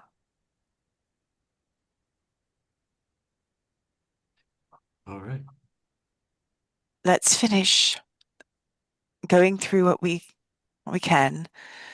Uh, Leah, maybe you should find something warmer or something that fits. Mhm. Some of the craftsmen can perhaps take all of that and make it into many pieces for smaller people. Uh, New friend, you should eat. Are the tents things that can be taken down? Are they permanent structures?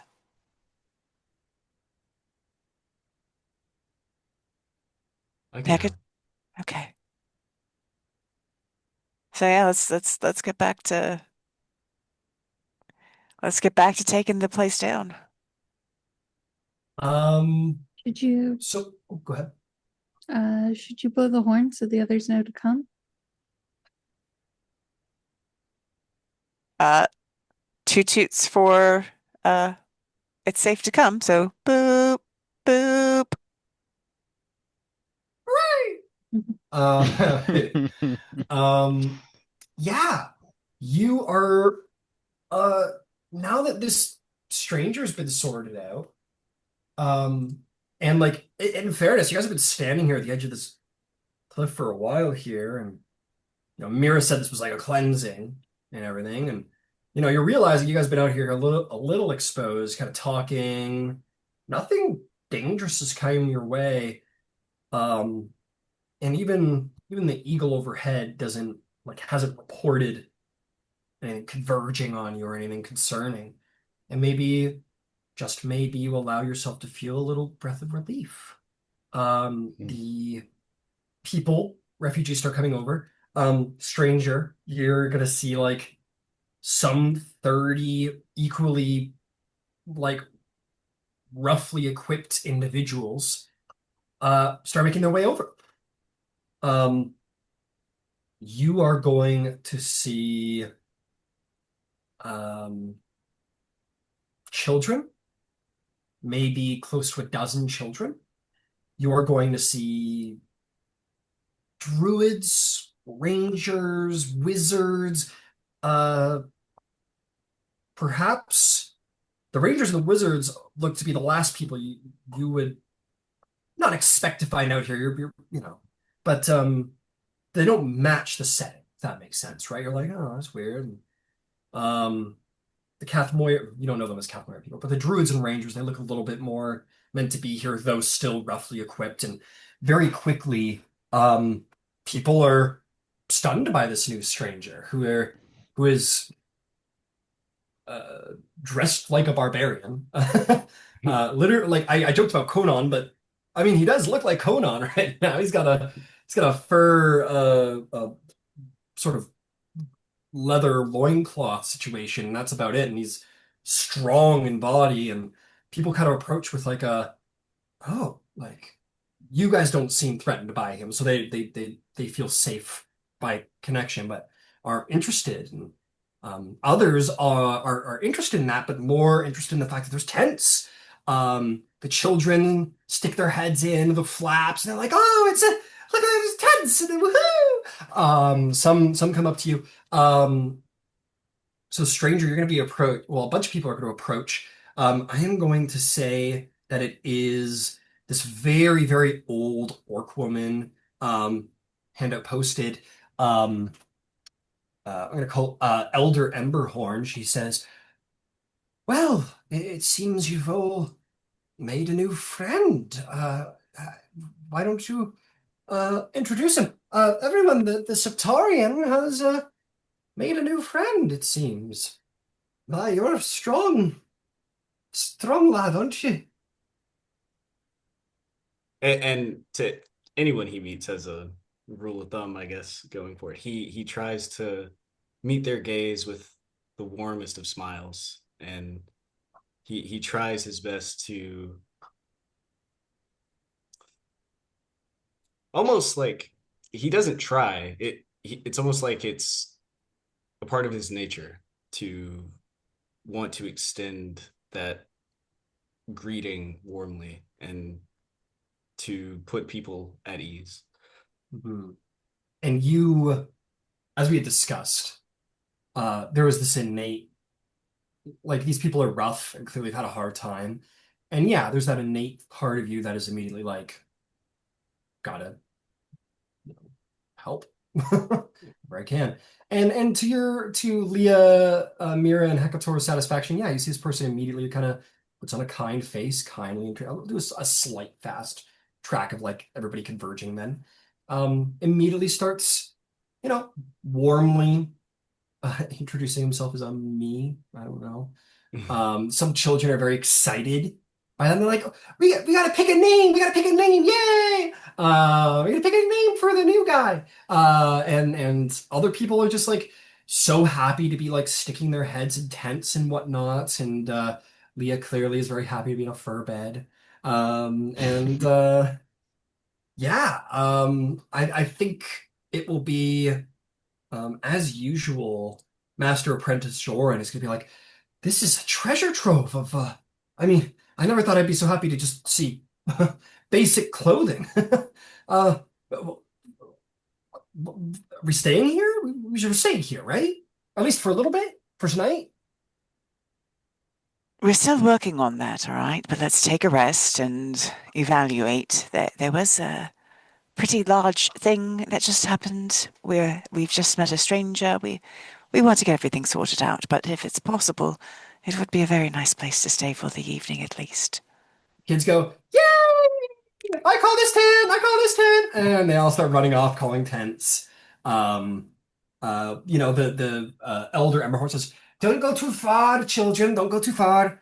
And people immediately start, this person's going to take this tent, and they're going to bunk up with this person who they've come pretty close with, and these Avalier people will be on this side, and the Cathmoyer people will be on that side, and the children will be in this tent, and immediately they start inhabiting just like a little, not the entire length of tents, but just to this nestle into maybe like 4 or 5 different tents over here.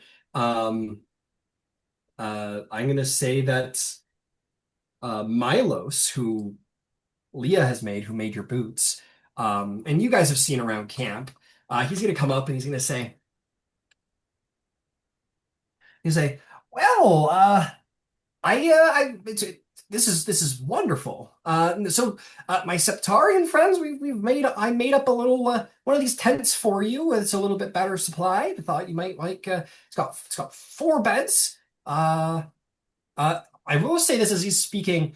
Um, Stranger, you are going to notice with them is this large, extremely imposingly muscular individual with blackened horns, red skin, tail, looks every bit a devil. And probably matches you in strength and stature. And some part of you this isn't upon you to react this way. You react however you want, but you do feel something inside of you is like, nope, not good. Maybe something almost at the edge of your mind is like, not good. Kind of, yeah. He looks at this individual with suspicion. Um, And anyone who sees this interaction will see Aux kind of, who's usually very like, hey, how's like doing every courtesy, probably will, but there's this at least initial strange, like, the stranger has been very kind and friendly and smiling to everybody. And Aux has been as well. But when they meet, there's that reaction from the stranger. But Aux, there's a moment of like, and then kind of like, oh, like clearly some strange something went on between them, somewhere between suspicion and on Aux's side, almost like uncertainty, maybe even a little bit of fear. And then Ox will go, Hey, hi. Uh, you're the new guy I heard about. I'm Ox. Good to meet you.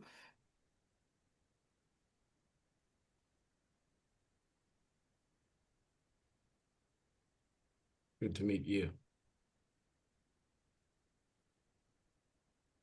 What do you provide to these people? I try and protect them as best as I can. It's dangerous out there, and got a big ass axe, so I try to do that.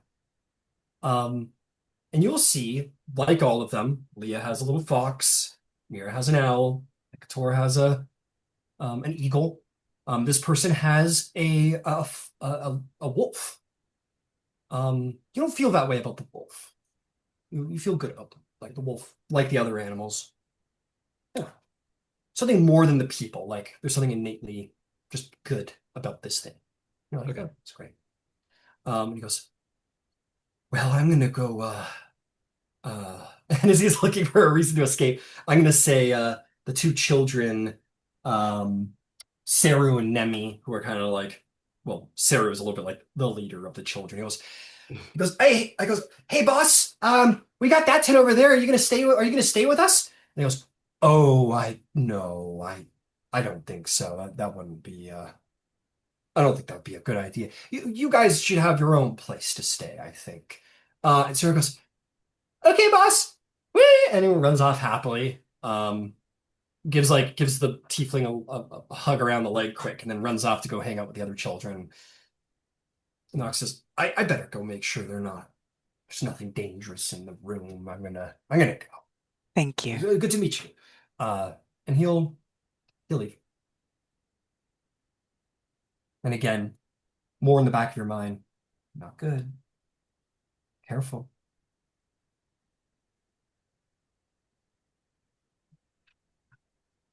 Have you all been with Ox for a while? Uh, no, since the replenishment a few days ago. The replenishment? Aye. It's the city coming down onto another city. Hmm. Big festival. It's a great time.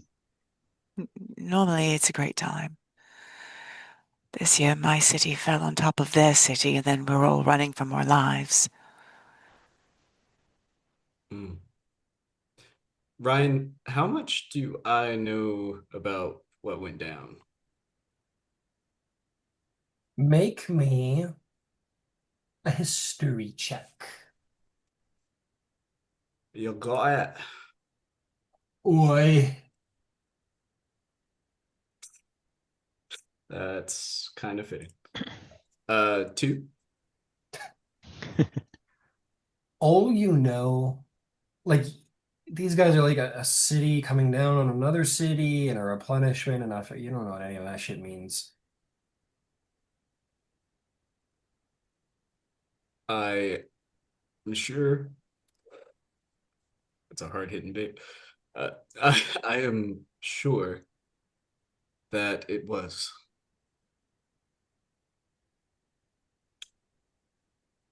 Hmm. Well, if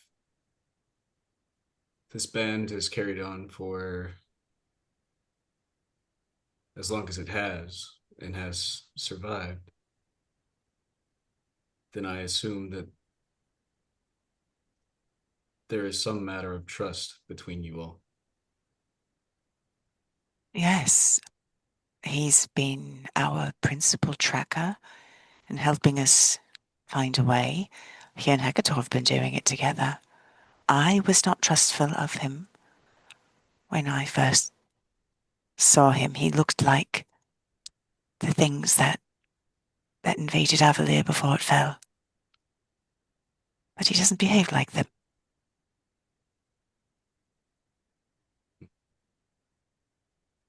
Aye. He bought me a drink. Shared stories. But Not all of us made it. I think at this point, Hector will realize what this place is again and realize that these were homes, essentially. And he'll start looking around for bodies and see if he sees any. Why don't you make me a investigation or survival? What is your choice? I gotta stop using that die.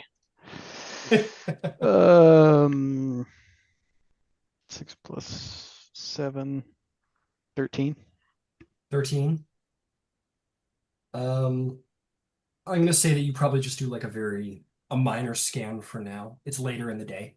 Mhm. As it's also worth noting that like you notice that that beam of light is gone now.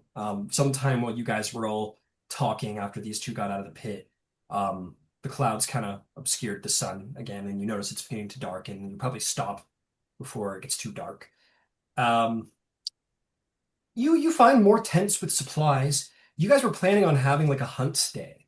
That day could be a hunt slash scavenge day, like scavenge through these tents and then go hunting at the same time. You do go through, you don't have enough hands to carry everything back, but you find plenty, again, one in every four tents.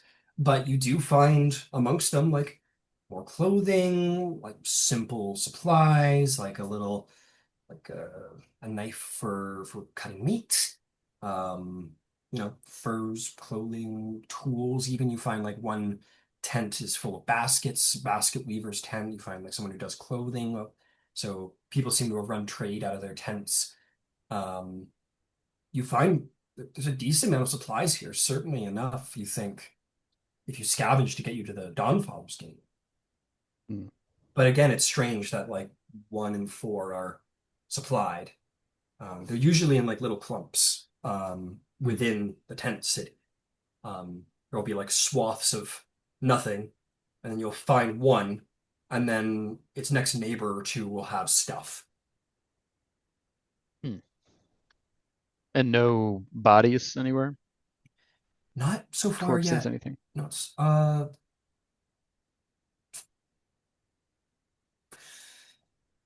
I'm gonna say that you came to the part of the town that was largely unassailed, but as you have expanded outward a little ways, you do begin to smell it. You know, the smell of bodies. It is colder out, so it's not nearly as intense, but you find and surmise quickly what Leah and Mira understood in the moment of the beam of light. You find bodies that are savaged, but it looks like a very, very, very large wolf did this, but wolves hunt to eat. They don't hunt to torment. This was torment. Like you'll notice like there's wasted meat. People were run down and killed and ripped and torn, but not like devoured. Mm. It was death. This was war. This wasn't hunt, you know? This was battle. This was savaging. This was massacre. This wasn't for food. Mm. And the wolf bites don't even look like wolf bites. Like they're wider jawed, tusked almost. The canines are almost like on the verge of tusks. Um, and your bird described they were like monstrous like wolves. So you find like I guess you find like three or four as you get to the edge of your search zone, and you expect there'll probably be many more in that direction. Mm. Okay. I think with that, he'll probably go back to the main group and try to find the Dwarven brothers. Yep, they've got themselves a private tent. Um, Nice. you see they seem to be Starlight like brothers. insisting upon this dwarf girl that they're like she stays in the adjoining tent or that she stays near to them. Mm. She's kind of creepy and wants to go like be at the edge of the town and whatever, but they're like, no, cut that out. Come here. Come on. They're not having it. Um, but so yeah, you see the two dwarf brothers and this dwarf woman. Uh, the two of them much more grim now. Mm. Turn to you. Um, you're gonna see Yerva turn. So, Hekator, good find. Good find this. You know your maps well, lad. Aye, not without its sacrifices. Got some bodies, people that actually lived here. Aye, no shit. Fucking Need got blown up. need burying or burning. Could you help? I um I don't know these lands. I don't know their traditions. We can I don't know, do something for them. Tell you what, we'll come with you in the morning, look around, see how many there are, decide what to do then. We're only so many people, and depending on what you want to do, we only have so much time, so figure out what's best. But you should get some sleep. All right, I'll find you in the morning. Hey, we'll be ready. Thank you. And the youngest of the two, Danik, is gonna say, "Aye, Hector, we appreciate what you and Ox did for Torin, letting us get him. It probably seemed right stupid, and maybe it was to go get him, but it means something, letting the dead rest." Aye. Sometimes the right Um, thing seems very stupid. Aye. Yerva says, "And he won't rest, Danik. Remember that. He won't rest until he's avenged." Danik nods. All in due time. Moradin will see to it that they will have their justice. He kind of like almost like bangs the plate of his chest, or like affirming himself that this in their mind, this feud, this revenge will be avenged one day. All right, have a good night. Aye, good sleep to you, lad. You're doing great. You're doing well. If you need anything, you know where we are. Thank you. He'll leave and go find Ox and ask him the same thing. Yeah, he goes, "Oh, yeah, no problem. Yeah, I'll come out with you guys tomorrow. No problem." Thank you. And he'll go and find the stranger if he could. Uh, well, at least in the general vicinity, there's a number of tents with clothing and stuff, and I think you'll find the stranger speaking to. Let's get someone new in the mix. You're going to see Bologna Drex, who you all know to be the apparently former archivist of the Librarium and Quantum of Avalier, but so far now is just uh, a little I mean, to you, stranger, a bit of an overly over the top dressed person that comes over to you and hands you clothes. It says, uh, "You're looking a little cold, friend. I thought we found these in the tent. Thought you might like them. They look to be about your size." Thank you kindly. She just nods. Well, let us know if you need anything else. Uh, cool. And with that, she'll just kind of leave you to it. And I will say for all of you, you can find like the people here respect your leadership. And while there was certainly an essence of like greed born out of survival, certainly in the very beginning, that's calmed a bit. And especially the Cathmoira people will be the first to like hand you guys clothing they find. Um, and you guys can equip your characters with cold weather gear. That goes for you too, stranger. Um, and I will say the styles of these outfits, very Mongol, very Mm, like steepy rider Mongolian outfits. That's kind of the culture I've picked for Authensia. So you nice. can, I mean, it's cold flatlands, which is basically Mongolia, right? Um, windy too.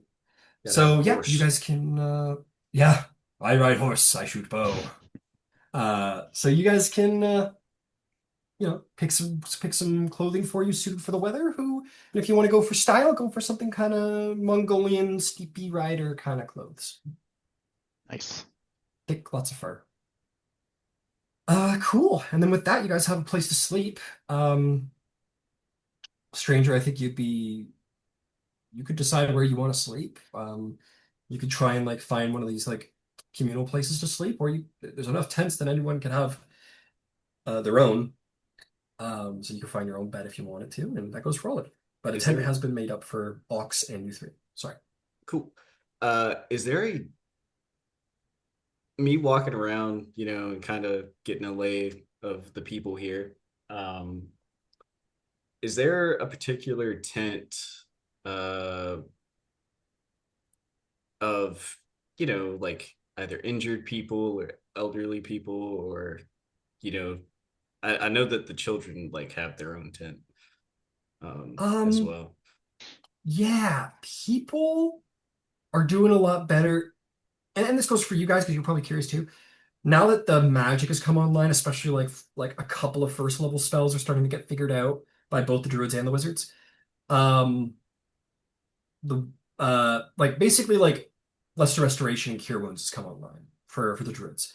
So healing those scrapes and scratches and sicknesses are being cured. And that's probably a relief that that sickness and the sickness that comes from cold is going to largely be a non-issue from here on out is probably a huge relief. So no, there isn't a lot of sick here, but you do come upon one tent, stranger, and you do see this woman who is not unlike Aw or Hecator, a Goliath woman with long white hair, clearly elder, who is laying in what looks to be like a sled, like a thrown together sled, um, and is kind of laying there, sweating in delirium.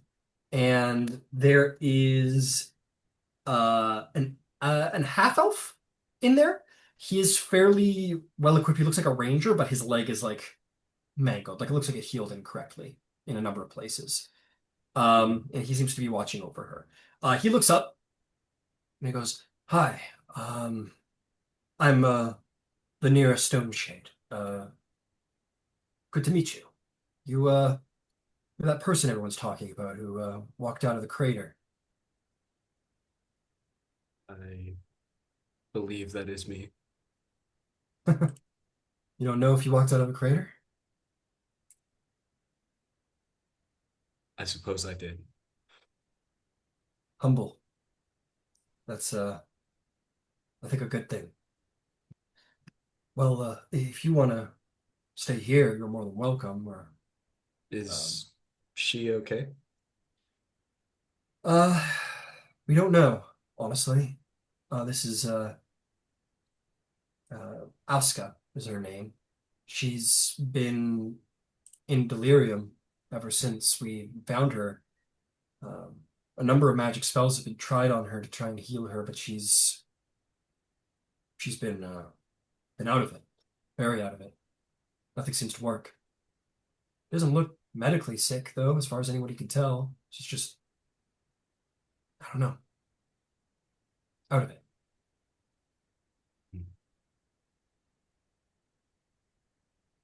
Um, well,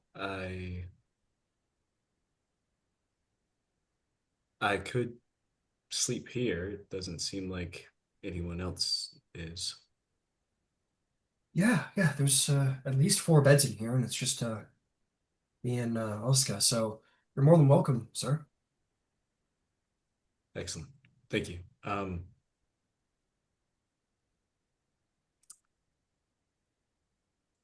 He'll go into his bag while you're looking for something to say, and he'll unfold something, and he hands you some. He just kind of like offers you a large piece of jerky.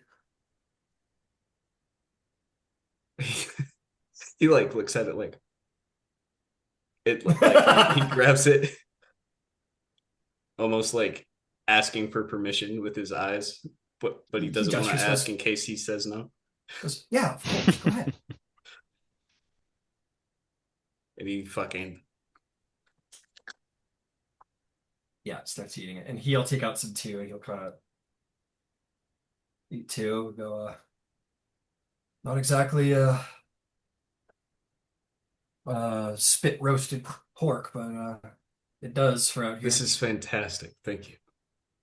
Glad to hear it. Glad to hear it. How long were you in that crater for? You're you eat like you haven't eaten days. I don't know. Um, I do know that I was very thirsty and very hungry, though. Well,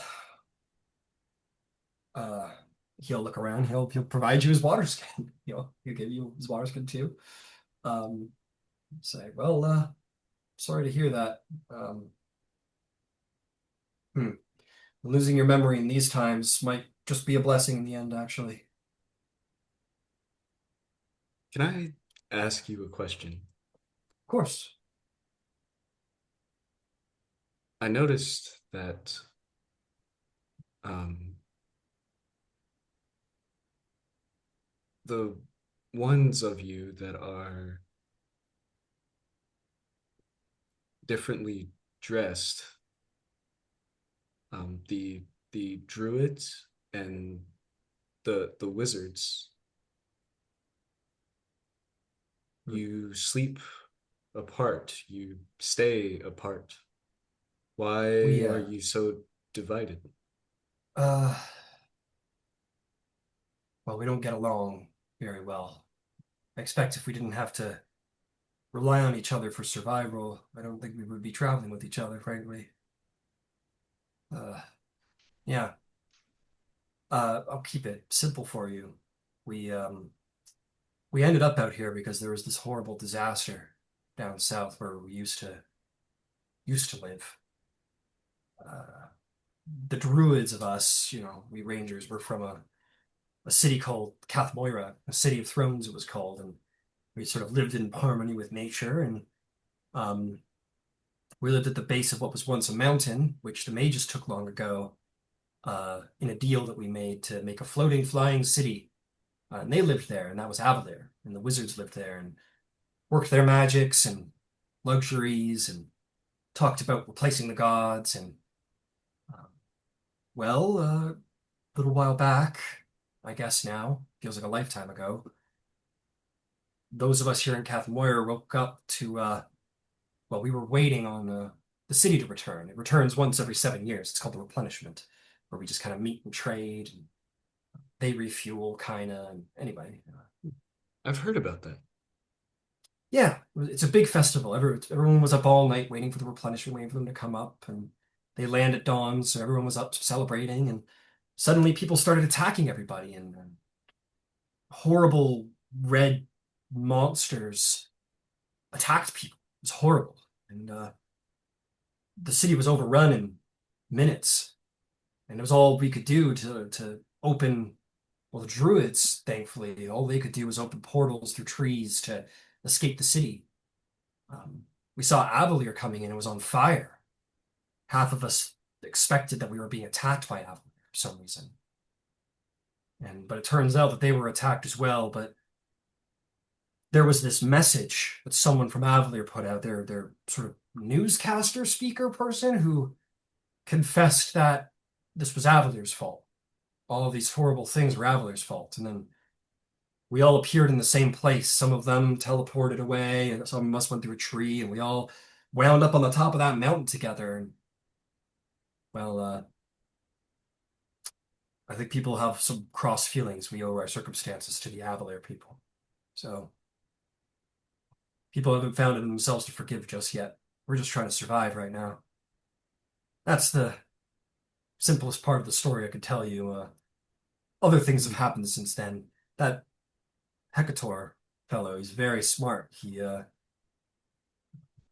the others found out that the ley lines of magic, they're all out of sorts since that happened. Magic hasn't been working correctly. That they've all been realigning, like I think one of them described it like dropping a pebble in a river, in a perfectly flat river. Um, we've been waiting for it to settle down so that the magics can start working again. It's like Exandria has been completely realigned since then. That event. We're hoping, a lot of us are hoping, that it was just localized and we've had a lot of misfortune, but I mean now there's pillars of light exploding cities and entire dwarf holds eaten up by monsters from down below, and the magic here on the other side of the world is all mixed up. So Hmm. I don't exactly know what's going on. We just know that whatever it is, Avalir is responsible for it. So we're just trying to get through this without being at each other's throats too tightly. What a terrible thing. We've lost a lot of people from well, that night, that calamity. It was who knows how many we lost. Thousands.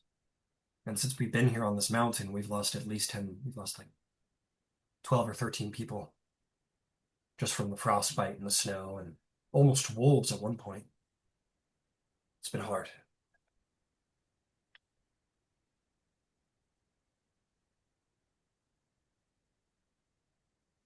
Myself and everyone else.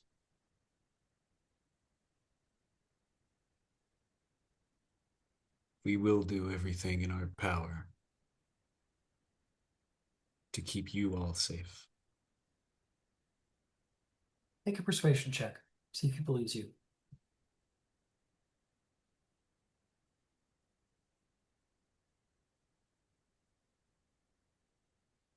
I didn't roll great. You know, you have an inspiration if you want to roll it on there. Okay, cool.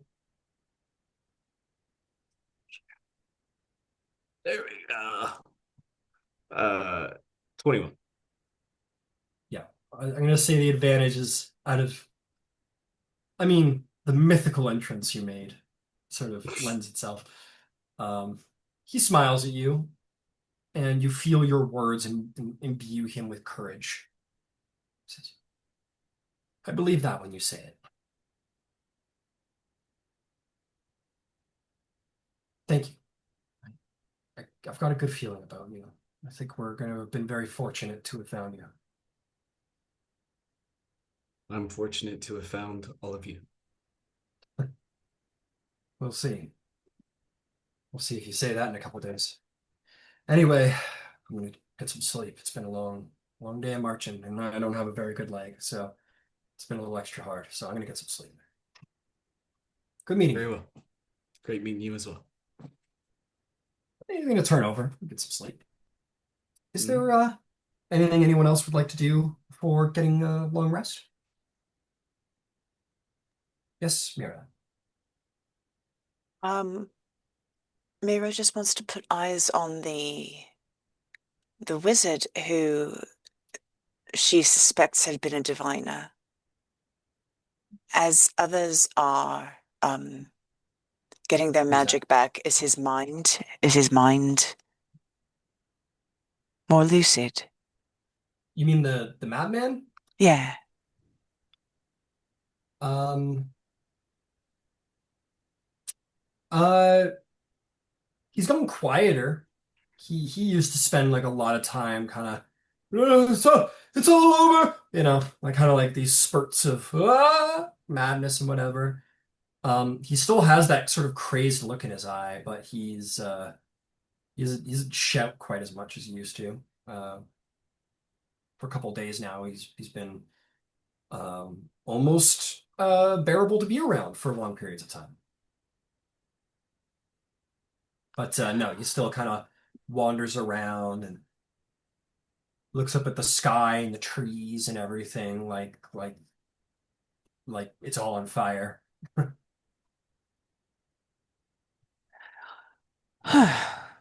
Oh well. All right. Well, I think I will ask Kethesy, my eye owl, Nice. to keep an eye out. And I will go to sleep as quickly as I can in the hopes of waking up as early as possible to help tend to the bodies and such. Okay. Yeah, your owl sort of it's got some personality. It's not a perfectly stoic creature. Um, you gotta tell it to keep an eye out and it kind of like poofs out all of its feathers and kind of wiggles his head and lets out like a little chirp and then or actually not so loudly, just beats the wings, but no sound is really made. Stealth hunters that they are. And she'll just kind of fly to the top of the teepee that is belongs to the party. This name is crazy to try and remember. The Septarian. So he goes to the top of the Septarian tent. Hmm. And then I will pray to the Dawn Father. Hey, what is in your prayer? Let's hear it. Thank you. Thank you for the mercy you did upon them and for the blessings you've given to us. We appreciate your guidance, help.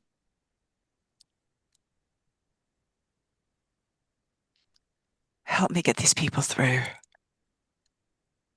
Whatever may have happened in Avalier, no one here is guilty.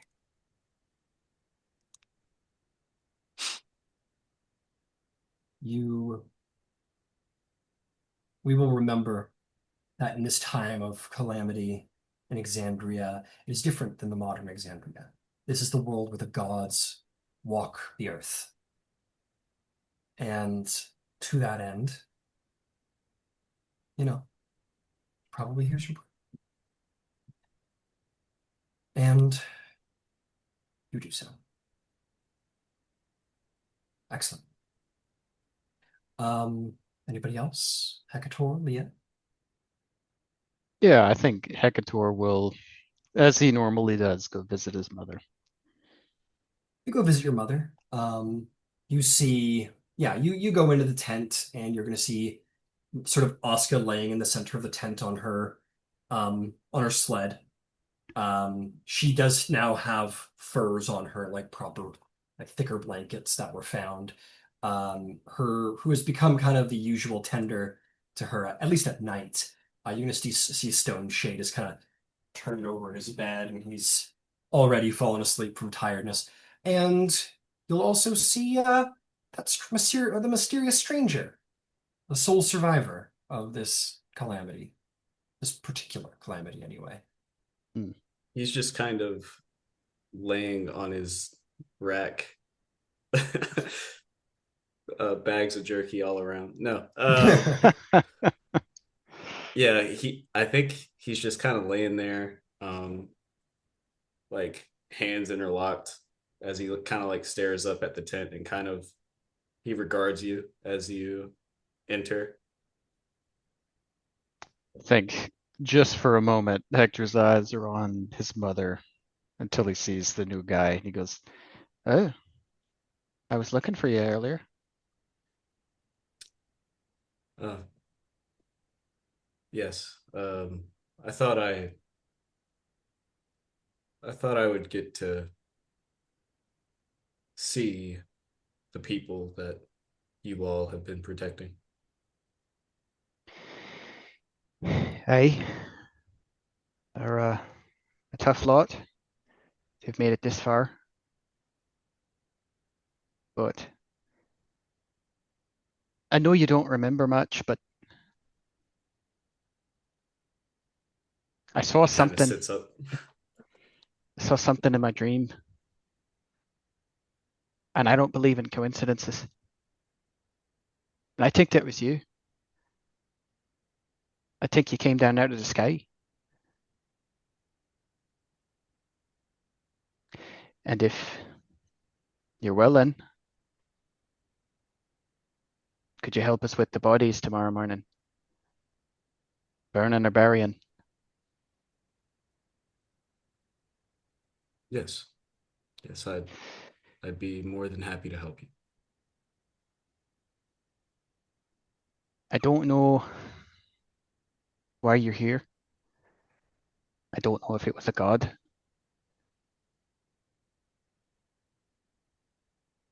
Kind of gesture around. But these are homes. People lived here.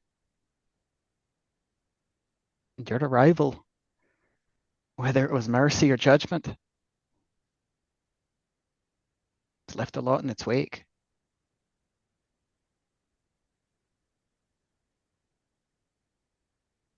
Just remember that.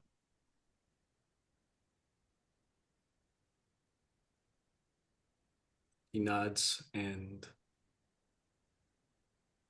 as he's staring down, he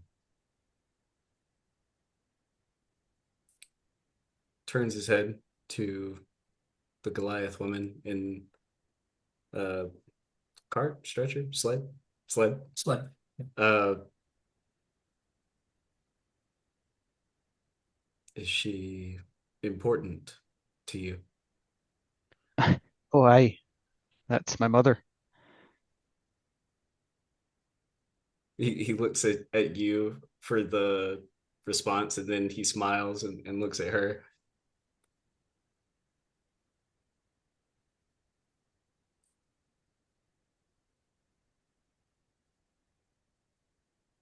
It's nice that you have been able to protect her. Not just me. All of us. Surviving together.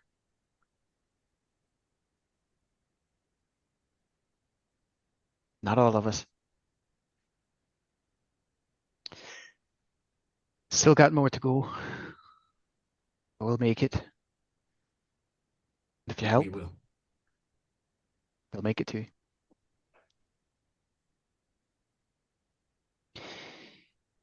Anyway, glad you got some food in your belly. Look at all the jerky. This is fantastic, by the Yeah, way. it's a polar bear. Polar bear. Yeah, they were a nice couple. Oh, kind of looks at the stick of jerky in his hand that he was eating in his rack. But we do what we must to survive. But just remember, our survival comes at a cost for something.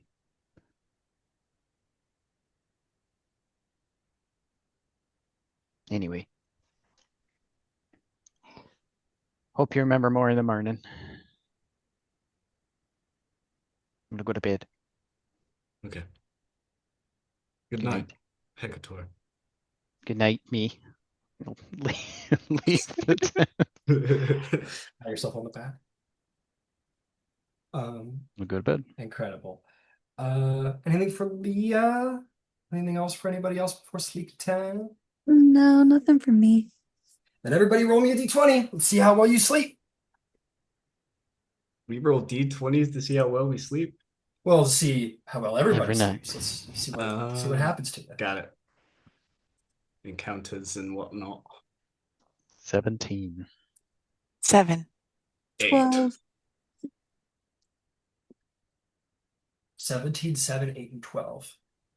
Okay. You sleep well. Nothing bad happens.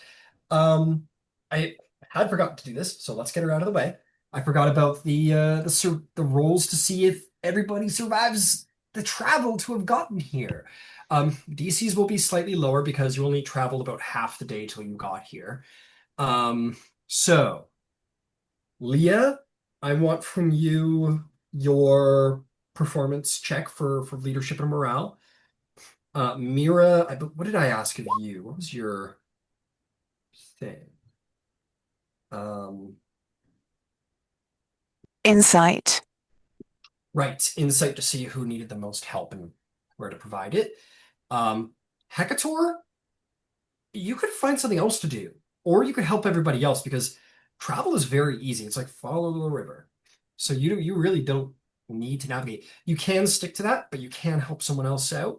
What would you like to do? I think, okay, yeah. I think he will, instead of having to navigate now, he will probably try to get an idea of the fauna in the landscape and like try to figure out this landscape and the movement of creatures through it and just see if when the day comes that they might need to do some hunting, he could hopefully do it better. I love that. Make me a nature check. I will give you advantage for your cartographer's checks Thank because God. you can look at the topography and the geography and maybe get some um Nature insight. 17. Very nice. Similar to as I've said, this is a lot of flat, harsh, cold, windy environment. A lot of flatlands. There are pine forests on the outskirts, but as far as central Althania goes, it is very much flatlands. So this is like herd country.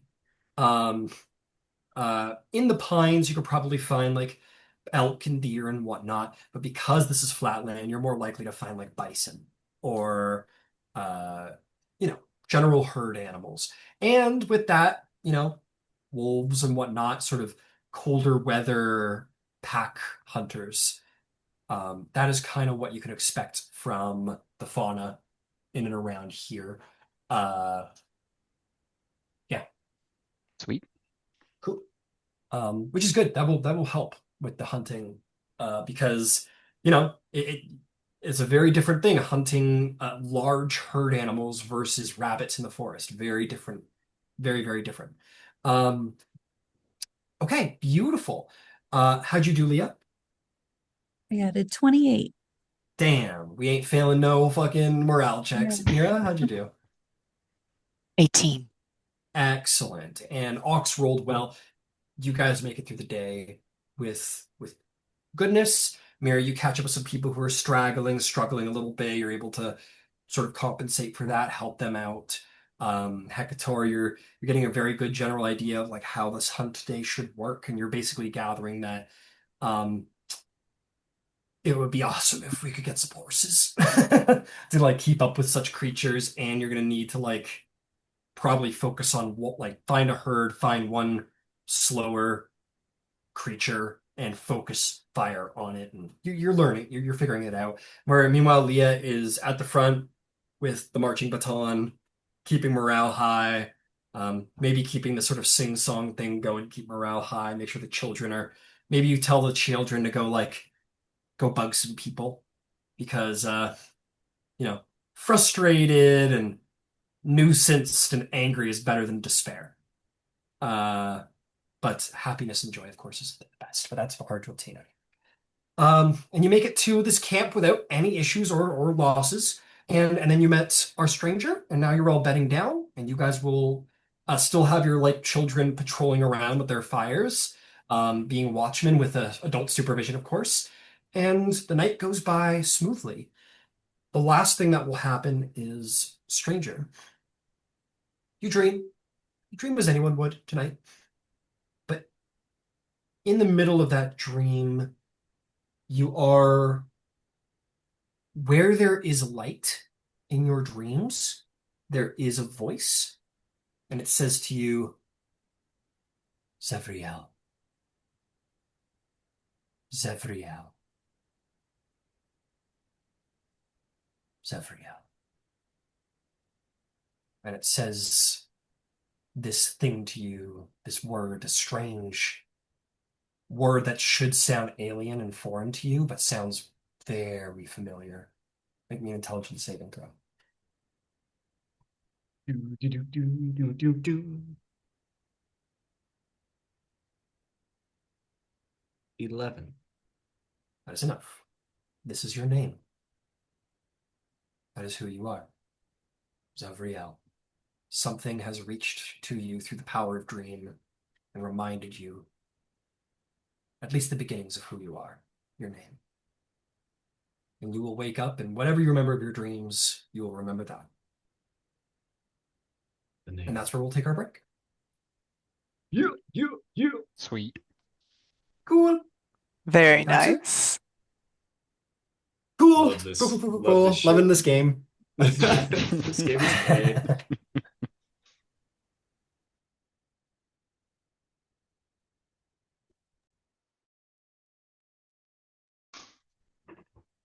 I'm gonna go grab some tea, but I'll keep the comms up. Yes, sir. Yes, sir. Hector's like, oh God, a godly man. Yeah, given the circumstances, it's It's a good choice. yeah. I figured something along What's those up? lines.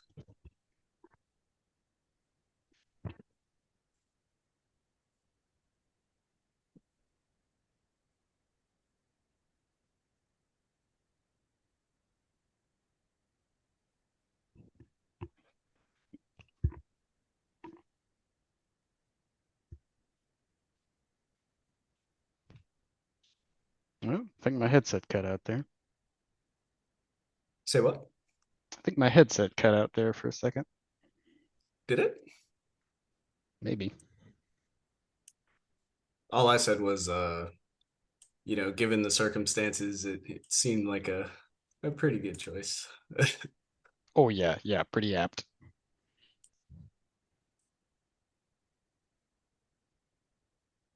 All right, I'll be back in a minute. Yes, sir.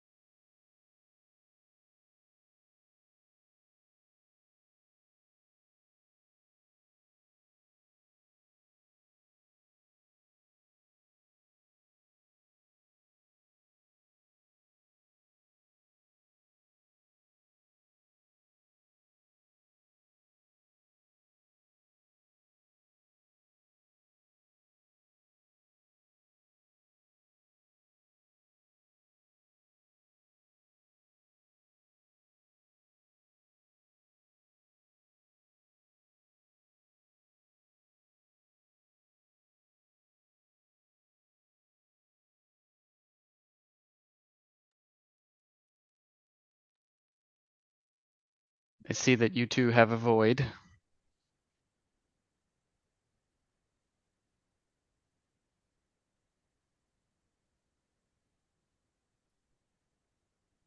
Oh, nice try. It's a good void. Good void. Yeah. Good, good If you can void. see that one. Yeah, I can see him. That's awesome.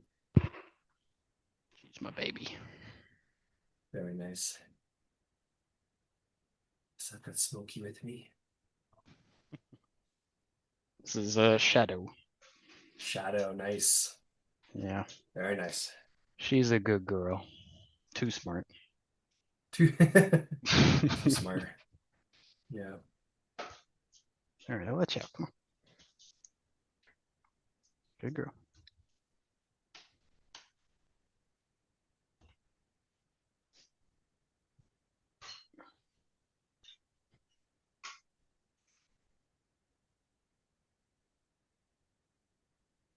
Oh, liking this story. Oh man, Good, good. loving it even.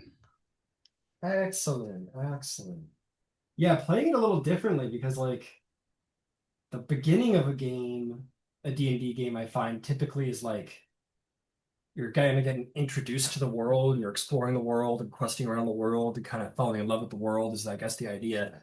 Hmm. But instead I'm kind of Destroy destroying the the world. world as you go along here. Everywhere we go, Everything seems to it's not gonna be it's everywhere. It obliterated. just uh the dwarves, I was like, yeah, I wanted to like bring home like, oh, this is an international Oh, that's problem. great. That's great. I Nice. keep thinking like, man, if we survive to level 20, we're gonna cleanse this place. We're gonna Yeah, come dude, back and gotta come back. just obliterate it. Fucking right. Oh Um, man.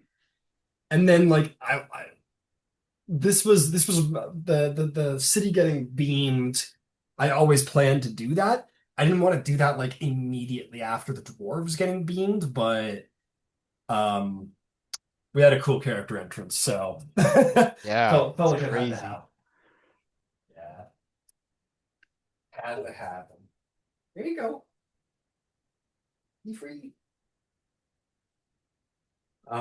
So yeah, I fast tracked that a little bit. So I'm gonna take a break from planetary destruction just for a little bit for I mean, now. it's the calamity, you know? Yeah, it's the we don't you know, it's supposed to be like 100 years of war or 200 years of war. I gotta save some stuff. Can't all die in the first 10 minutes. First week of the calamity. Isilra is wiped out. A Well, third by of the the end of the population. yeah, well, by the end of the calamity, Isilra's toast. Is I mean, in the modern Exandria, people don't know anything about Isilra other than Vasselheim. So Yeah. all they know is it's just jungle, wildlands, basically. Not jungle, but you know what I mean. All we know are cold ass mountains. Yeah.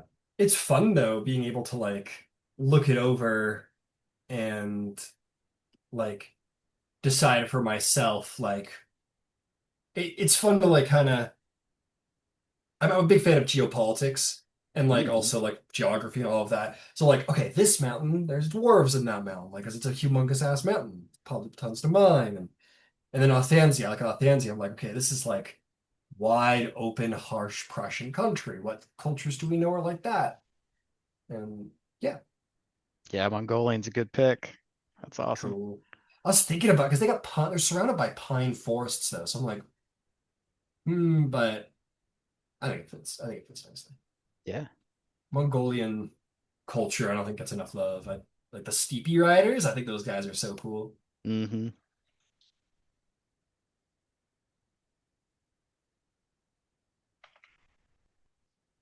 Throw some Sami in there and we'll be hitting all the fun Nice. ones. I'm actually in the middle of making my own campaign setting, and I'm like delegating the different human civilizations. I'm trying to like take the best of human history and just like find places for them across the map, kind of. So I'm Nice. really into that right now. Yeah, the Mongolians gotta have a cool place.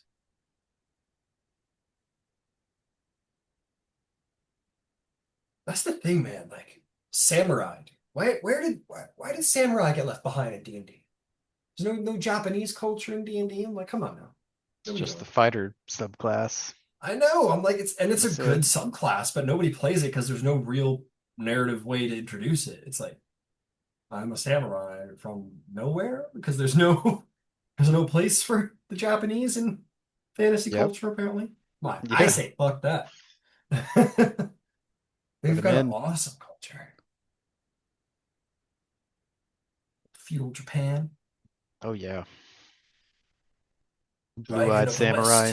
West. Yeah. Ninjas. Come on Mm. now. Ninjas and samurai and Mongolian. Like, why did the West get left out?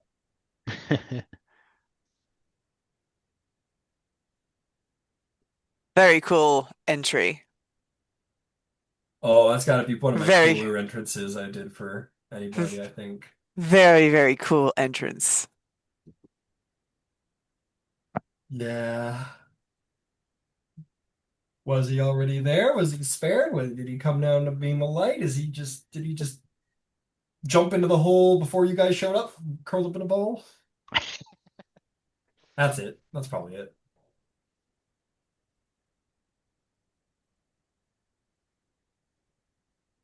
Yeah, jumped in the hole. They probably have some good shit. Wouldn't that be something if this guy ended up just being like a charlatan? Just jumped in, got knocked out. It's like, I don't remember anything. Yeah.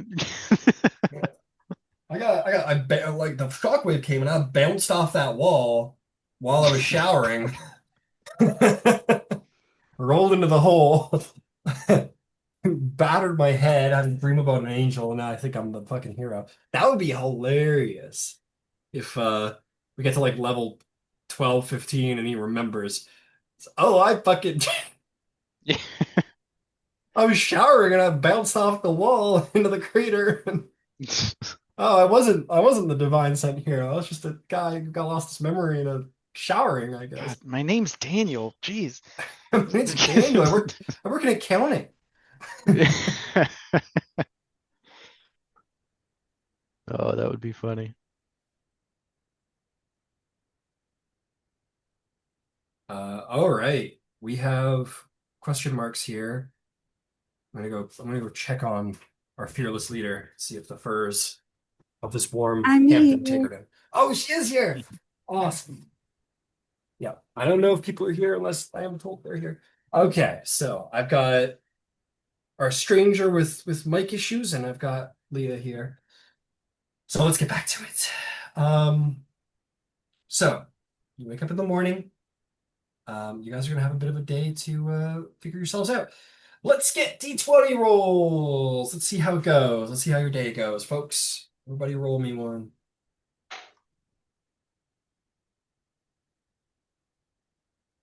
12. Okay. Or Okay. Leah.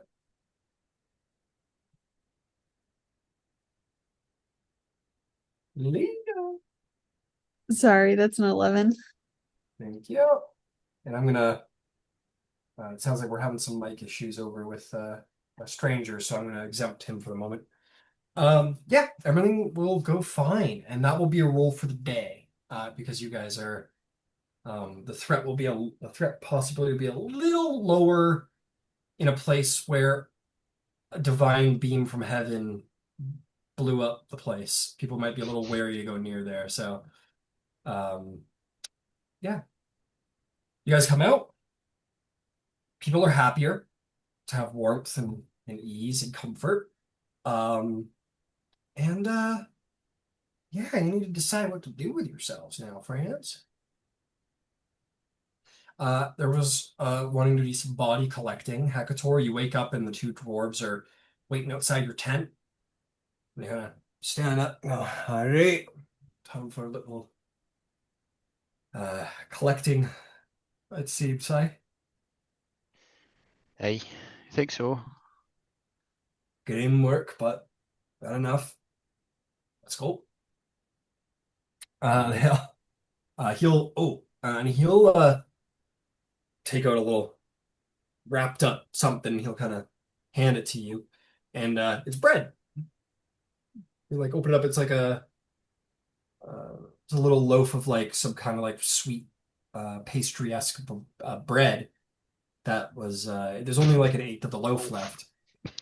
Yeah, it's not like a full loaf. It's like maybe like that much left, and so we found it in one of the tents. Enjoy that. Thank you. I'll tuck it away. Take a little nibble. Tuck it away. And you can settle out. Ox is there too. Ox goes, all right, yeah, let's go look. Um, it's a decent perimeter. Like to get from to like round the entire crater should take more than like two, excuse me, 2 hours. Um, Probably would take an hour if you were just to walk the perimeter. Probably less than that even. But since you're going to be like looking around, hunting or whatever, we'll see how it goes. Why don't you roll me an investigation or survival check? And you're just looking for bodies. You're not scavenging at all, are you? No, just looking for bodies. Okay. What was the roll? Investigation or survival? Okay, so that will be 14 14. survival. 14 survival. Okay. Um, yeah, so you guys are kind of you guys kind of came at it from like the south, or excuse me, the the east. There it is.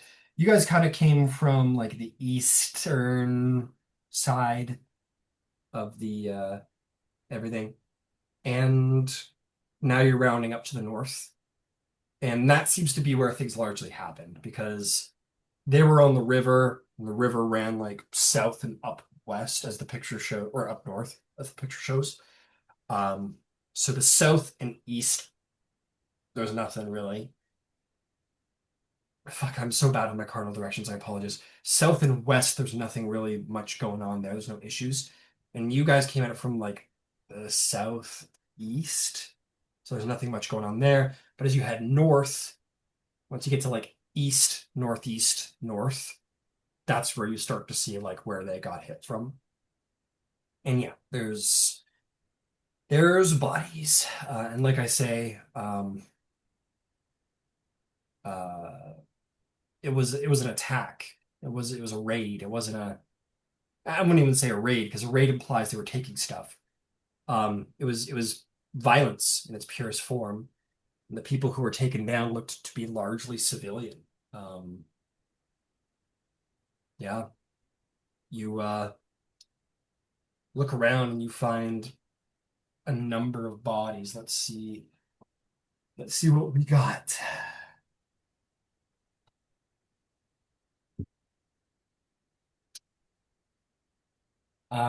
You're gonna find like 24 bodies. And these were like the outskirts bodies. These are like if you imagine almost like a Native American like tent setup. They probably run to the center of the tents for cover and whatever, especially in a plane. And that's exactly what happened. So these guys are the ones who were like first taken down as the horns were being blown and quite maybe we're out in the field and kind of got to the tents and that's when they got hit and taken down. This wasn't the bulk of the settlers. So that is scattered. And yeah, you can spend the day gathering these 24 individuals um, and putting them away. What did you roll again one more time? 14, I believe, total for survival. Amongst all of this?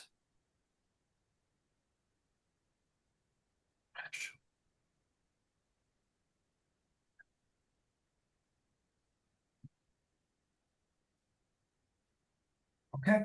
Nice and spoken. Um, so you're gathering the bodies. You're it's a horrible smell. no matter how much you start to get used to, and I don't think you're very used to it, Hector. This is very new to you, the smell of death, and it's like it is horrific. But you guys all gather them at the outside of town. The doors go, great, ground's hard for burial. Probably won't to do a pyre, eh? Don't have a lot of wood, but there are tents no one are using, so we can start to make something. Us too. Hey, Right.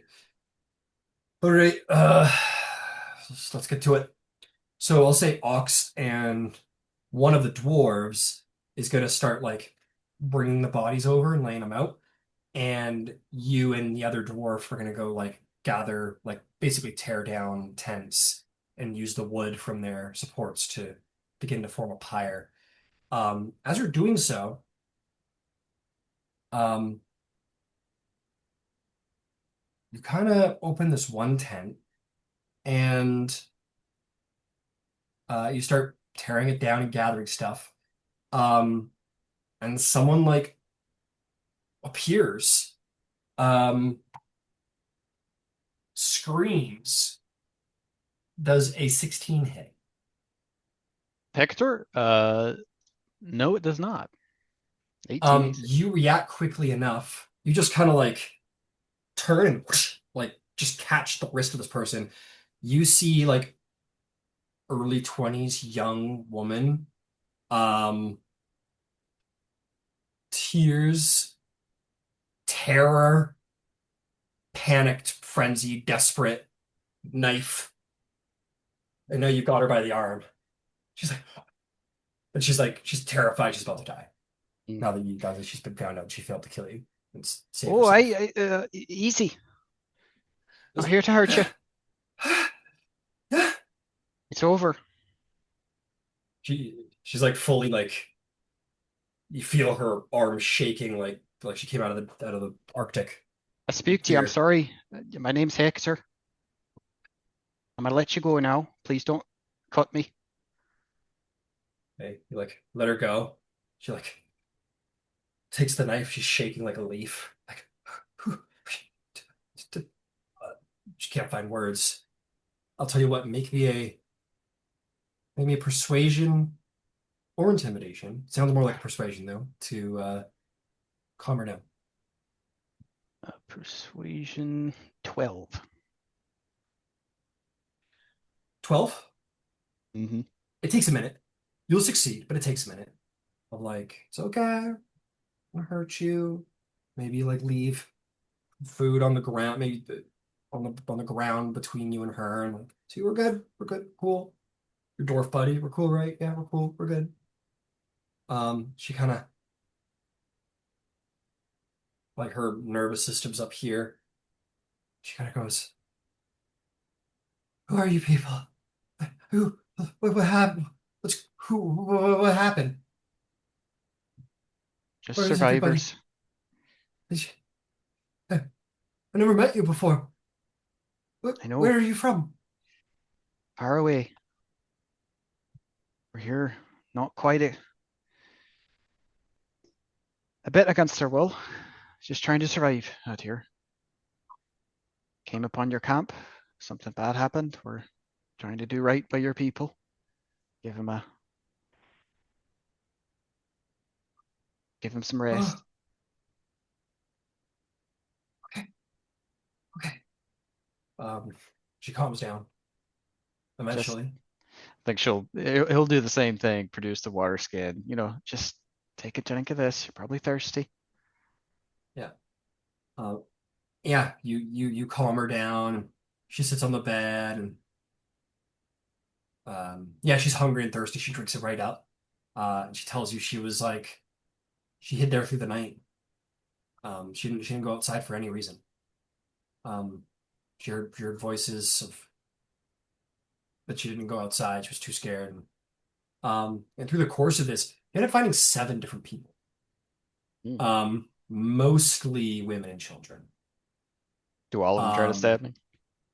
Not all of them, no, not all of them. You just kind of find most of them in a corner. But uh, the good news is that the children are always with parents. So I say you find like 2 children and a mother at one point, and then you find like one or two women in like every tent, and you find like one guy, and when he is brought to the other survivors, like in whatever language they're speaking in, they kind of like berate him, like angrily.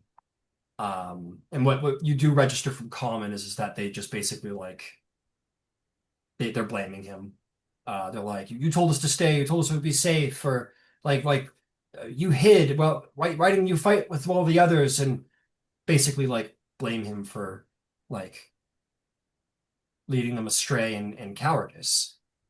Uh, and you see the guy and like you don't think they're relatively far off. The guy's a little bit, he's got a little weaselly, you know what I mean? Like you found him and he's like hiding, like shaking, like, he's cowardly at the end of the day.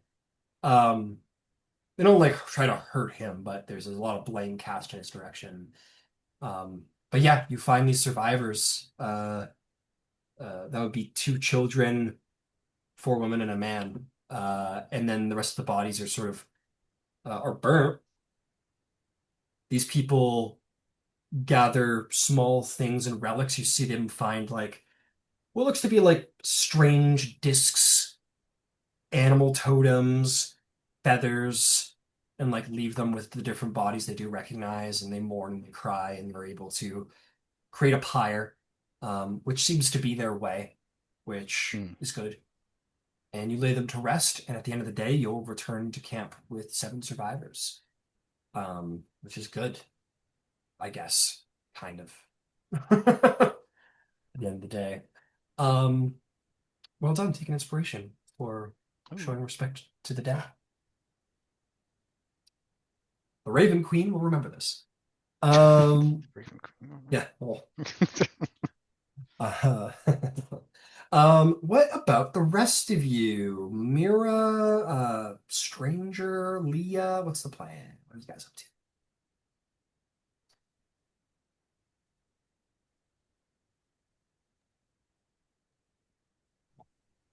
Well,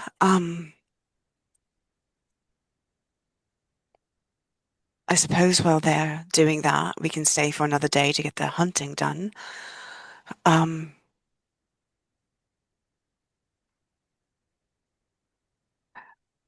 The I think scavenging that, to be done too, if you yeah, I think that supplies, yeah. that that Mira would sort of take a quartermaster sort of role and sort of look at what we have and look at what people need, and if there's someone who needs shoes, make sure that they have them.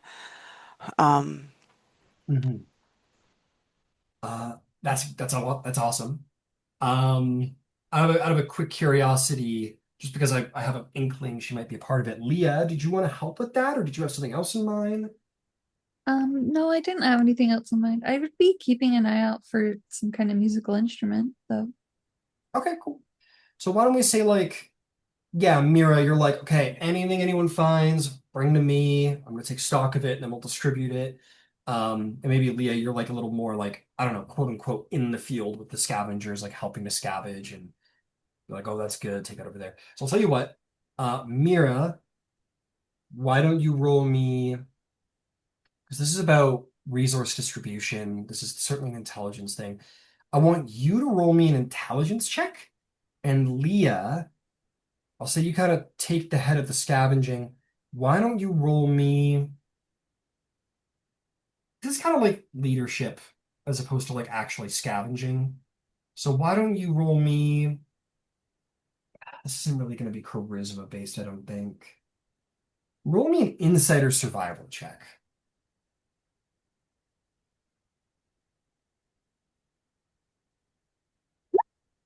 Okay.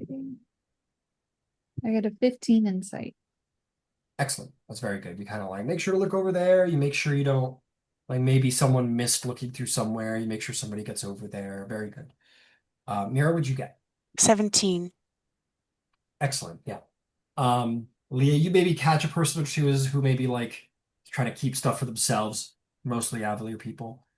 Um, and It's all sort of handed off to you, Mira. And Mira, you do an excellent job sort of inventorying and handing out things as required. Um, Before I come to the full result of that, Zivrel, as you are named, Zivriel, I think it is actually. Um, what do you get up to? You wake up in the morning, people are working, you hear Leah say, "Okay, come on, everybody, we're gonna go search out this part of the tents." And Hecator is already gone with Ox and the dwarves. The children are going out scavenging too. Mira seems to be like in front of this empty tent with like maybe some like a book you found, an empty book you found, Mira, and you're kind of like taking him. So people are working as you wake up. What do you get up to? First, how does this sound? Sounds great. Awesome. Uh, True to my word, I'll try to find Hecator and help him deal with the bodies. Okay, excellent. You ask around, you make your way north, and you kind of like before you find Hecator, you kind of catch an eye shot of Ox with one of the dwarves going the body, and there's that careful, Mhm. and he kind of it's very like whenever you two meet, it's that sort of like just a moment of like subconscious sort of reaction, and then kind of trying to be kind, cordial from him at least. Mhm. And you could continue on, and you find Hecator's found like seven refugees. And to be clear, these refugees do indeed look Mongolian. They're fair skin, dark hair. They do have the Asian eyes. Yeah, so these people are all kind of there, and you can help finish up with Hecator. Yeah. Um, I think I would try to, announce myself approaching. Um, and as soon as I get to you, Hecator, I would definitely um kind of look around like, where do you need me? Uh, why don't you go help the big red one? Big red one. Yeah, Ox. Points over at Ox, the dwarf. They look like they're struggling. They're not. Yeah. All right. Um, okay. And then he'll start walking over. Yeah, walk over. Um, you're walking over, puts a little tension into Ox. Not like a fight or anything, but just like almost like looks like someone is about to get in trouble a little bit. It's almost like, when you know something about someone that nobody else does, and it adds context to the way someone behaves, but nobody else really sees it. That's kind of what this is like, where you got this like careful and this like whenever you see him, this like it's almost like the beginnings of like fight tension. Not fully, but Hmm. almost like your body wants to tighten, prepare to fight a little bit, but it's very minor. It's not like your whole body like it's ready to kill. Nothing like that. Not even close. Okay. But because of this, you kind of look at his reactions and without an insight check, really. Roll me an insight check at advantage, actually. Let's do that. Let's roll dice. This is D&D. I always forget sometimes.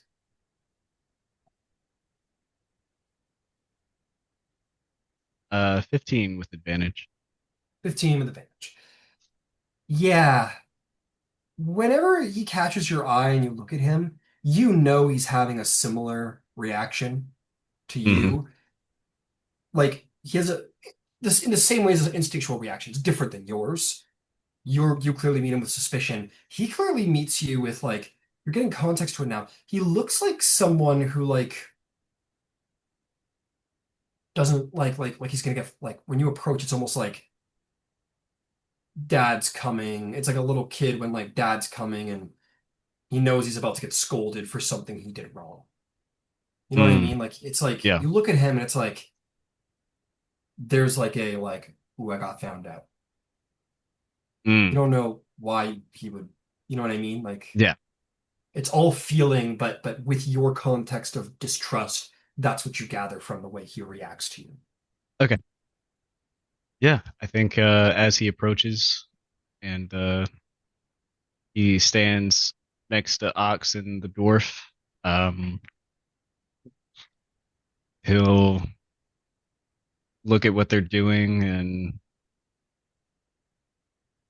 um, I was told that you all could use my help. Goes. The dwarf kind of like looks between you two um, titans, kind of goes, "Yeah, yeah. Just gathering bodies for the pyre. So, yeah, maybe Ox, you look over there, and you stranger maybe over there. There's bodies to be had. What do you say?" Ox goes, "Yeah, yeah. That sounds good. Thanks for the help." Yeah, Anytime. he's gonna meander on over there. With the step of somebody who like is not trying to show it, but nonetheless is relieved to get away. Hmm. Like someone who couldn't believe that the cops let them go. Yeah. Um, and yeah, you head out and you start gathering bodies. And you do. And in the end, like you see the somewhat ceremony of these survivors, like leaving little tokens and tributes with the various people to be put on the pyre. Mm. Um, the fire is lit, and their souls are. The idea is that their souls are more easily released to the Raven Queen's grasp to be ferried on to their afterlife. You look into the flames as a stranger, and yeah, you see the lights in the darkness. Mm. And you all know that you have done good work.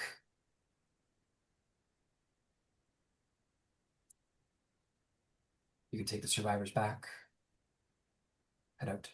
And at this late hour, as you return near towards the end of the day where nothing bad has gone on, Mira, you've officially finished the sort of dotting your eyes and kind of close this book. Um, if you wish, I'll say you can add to your inventory like a blank book, a pen, and an inkwell.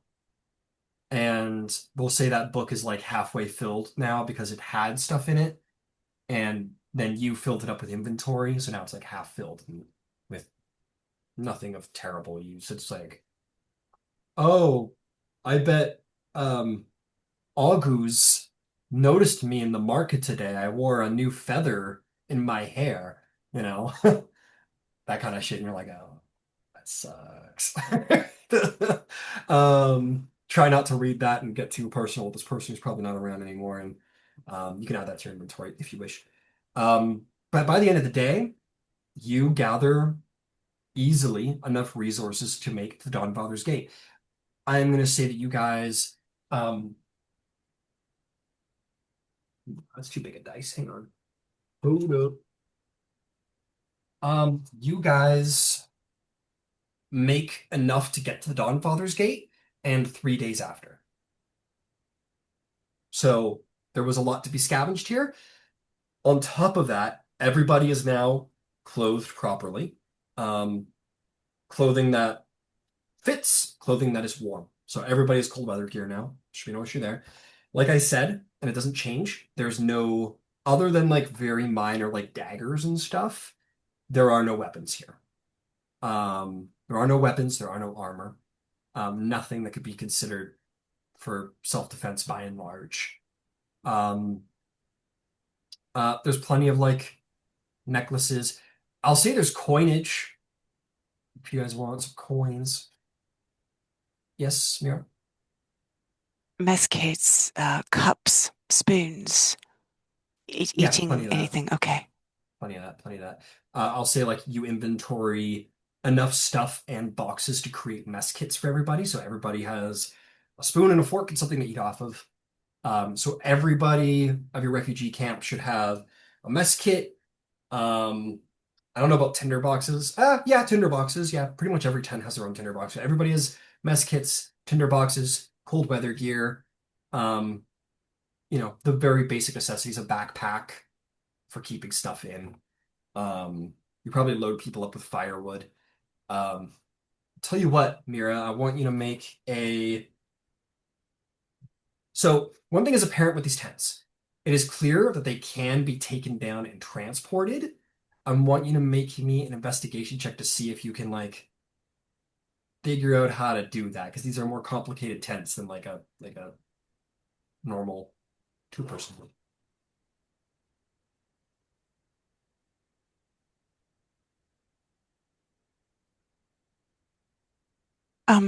Well, that was a nat 20, which is great because my Ooh. investigation is a 0. It was going to be pretty hard to do. I'm sure everyone here has been told to try and figure out some tent or pavilion or something and ended up staring at the instruction manual with a scratching head kind of thing. This is that, except you've never been around one of these before in your life and you have no instruction manual. On a nat 20, I will say you do indeed, by the end of the day, figure it out. Maybe the dwarves kind of come swoop in at the last moment and maybe like kind of give a little insight. They're very sort of, engineer-minded dwarves. So maybe they're able to just kind of like sort of put the final thread through the eye of the needle kind of thing, as you've lined it up. And you recognize that like these are transportable, absolutely. You get the sense they were transportable by horses, by and large.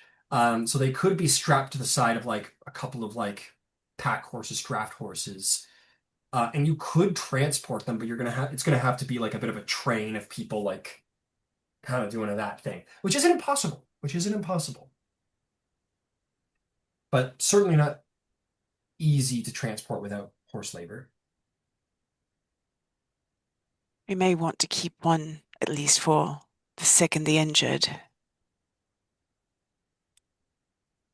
But I know that speed is important, so if it's going to slow us down, so I will go to Hecator and report that. Understood. Now, as a last note, And I will thank the dwarves for their assistance. yep, they give you a nod. Yep, no problem. I am going to say, because everybody here got up in the middle of the night and fled, and or appeared in a fucking crater, but nothing. Um, there's also coinage here, which the Avalier people largely take. The Cathmoyer people like, sure, I guess, but clearly not an important resource out here. Might be when you get back to civilization. I am going to say that this constitutes any gold you have in your inventory currently. If you are below 100 gold, take it to 100 gold. If you are above 100 gold, you now have it. You now possess it. And you, my stranger friend, who I know doesn't have much of anything, you can now equip yourself with like basic adventuring stuff, whatever you want. No weapons and shields and armor, but nothing too crazy though. Let's not go. Let's not go too crazy. So maybe like an explorer's pack, for example, and like clothes, whole weather gear clothes, and So not a yeah, Vorpal sword. probably not a vorpal Okay. sword, unfortunately. Does uh does Hecator remember what weapon the angel was using in the dream? It looked like I would say it was a great sword. Hmm. It was like it was a big ass sword. It could have been like a broad bastard sword situation, like a long sword that could be two-handed, or a great sword. It was wielded with two hands, so pick your poison on that, bro. Hmm. Okay. Yeah, I think beautiful blade. after they finish up with the bodies and everything, Hecator will go find me and basically look at him, say, "Thanks for the help. You look like you can handle yourself. Do you favor a weapon?" Um, no. All right. I've got a few from the last place we tried to take shelter in. Oh, You find yourself needing one. Show you what I've got. that would be excellent. Thank you. He'll lay out a +1 battle axe, a +1 dagger, a +1 maul, +1 hand axe, and a +1 light hammer. And as a note, in a stark contrast to the original state of these refugees, Hecator lays out like quality dwarven weapons. Like, like, dare I say, mastercraft, like beautiful, fine dwarven axes These are and weapons. beautiful. Aye. Made by the dwarves. Hmm. They won't be needing them. Those ones, anyway. Understood. Can you go through that list one more time? Yeah, I can put it in the chat, Okay. but that's all I'll say.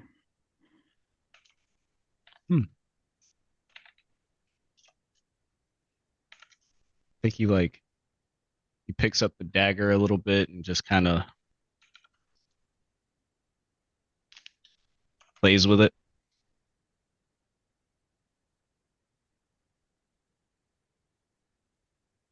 Hmm. Probably Um, with some skill, yeah, enough. surprising skill. Um, he does pick up the battle axe. He's like, hmm, feels the heft of it. Very fine, very well balanced, very deadly, very sharp.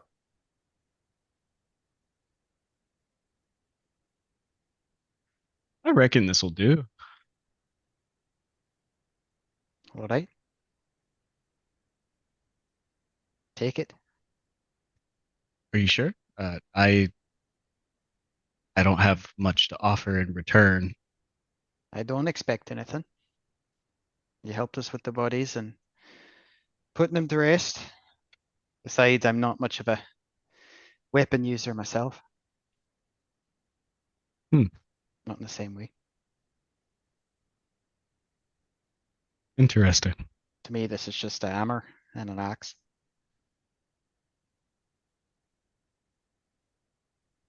All right. Well, thank you.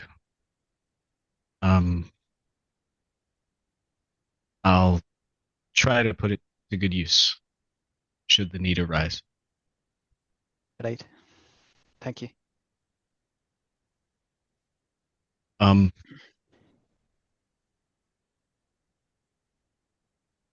I think my name is Zevriel. Sevriel. Never heard that one before.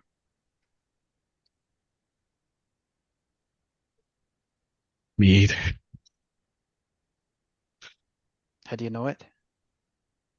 You just remember?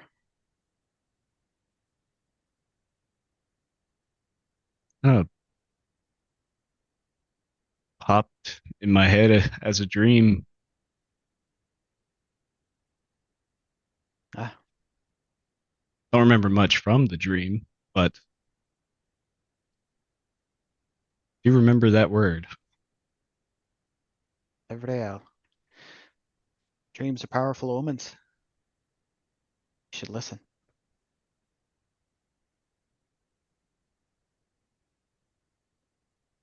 Perhaps I shall. Right. Time to see what the day has for us. Indeed. And I guess we go back to camp or whatever. Uh, yeah. End of the day, gathering around the fire. There's rations enough, and to be clear, not like hard tack rations either. Like this is like decent meat. Sure, preserved, but like not like rough and fast ranger style for the travels ahead. So these are like decent supplies. So people gather around and have a little feast. Um, I'll say that there is a little excess food that just can't, like, there's not enough space to be taken with.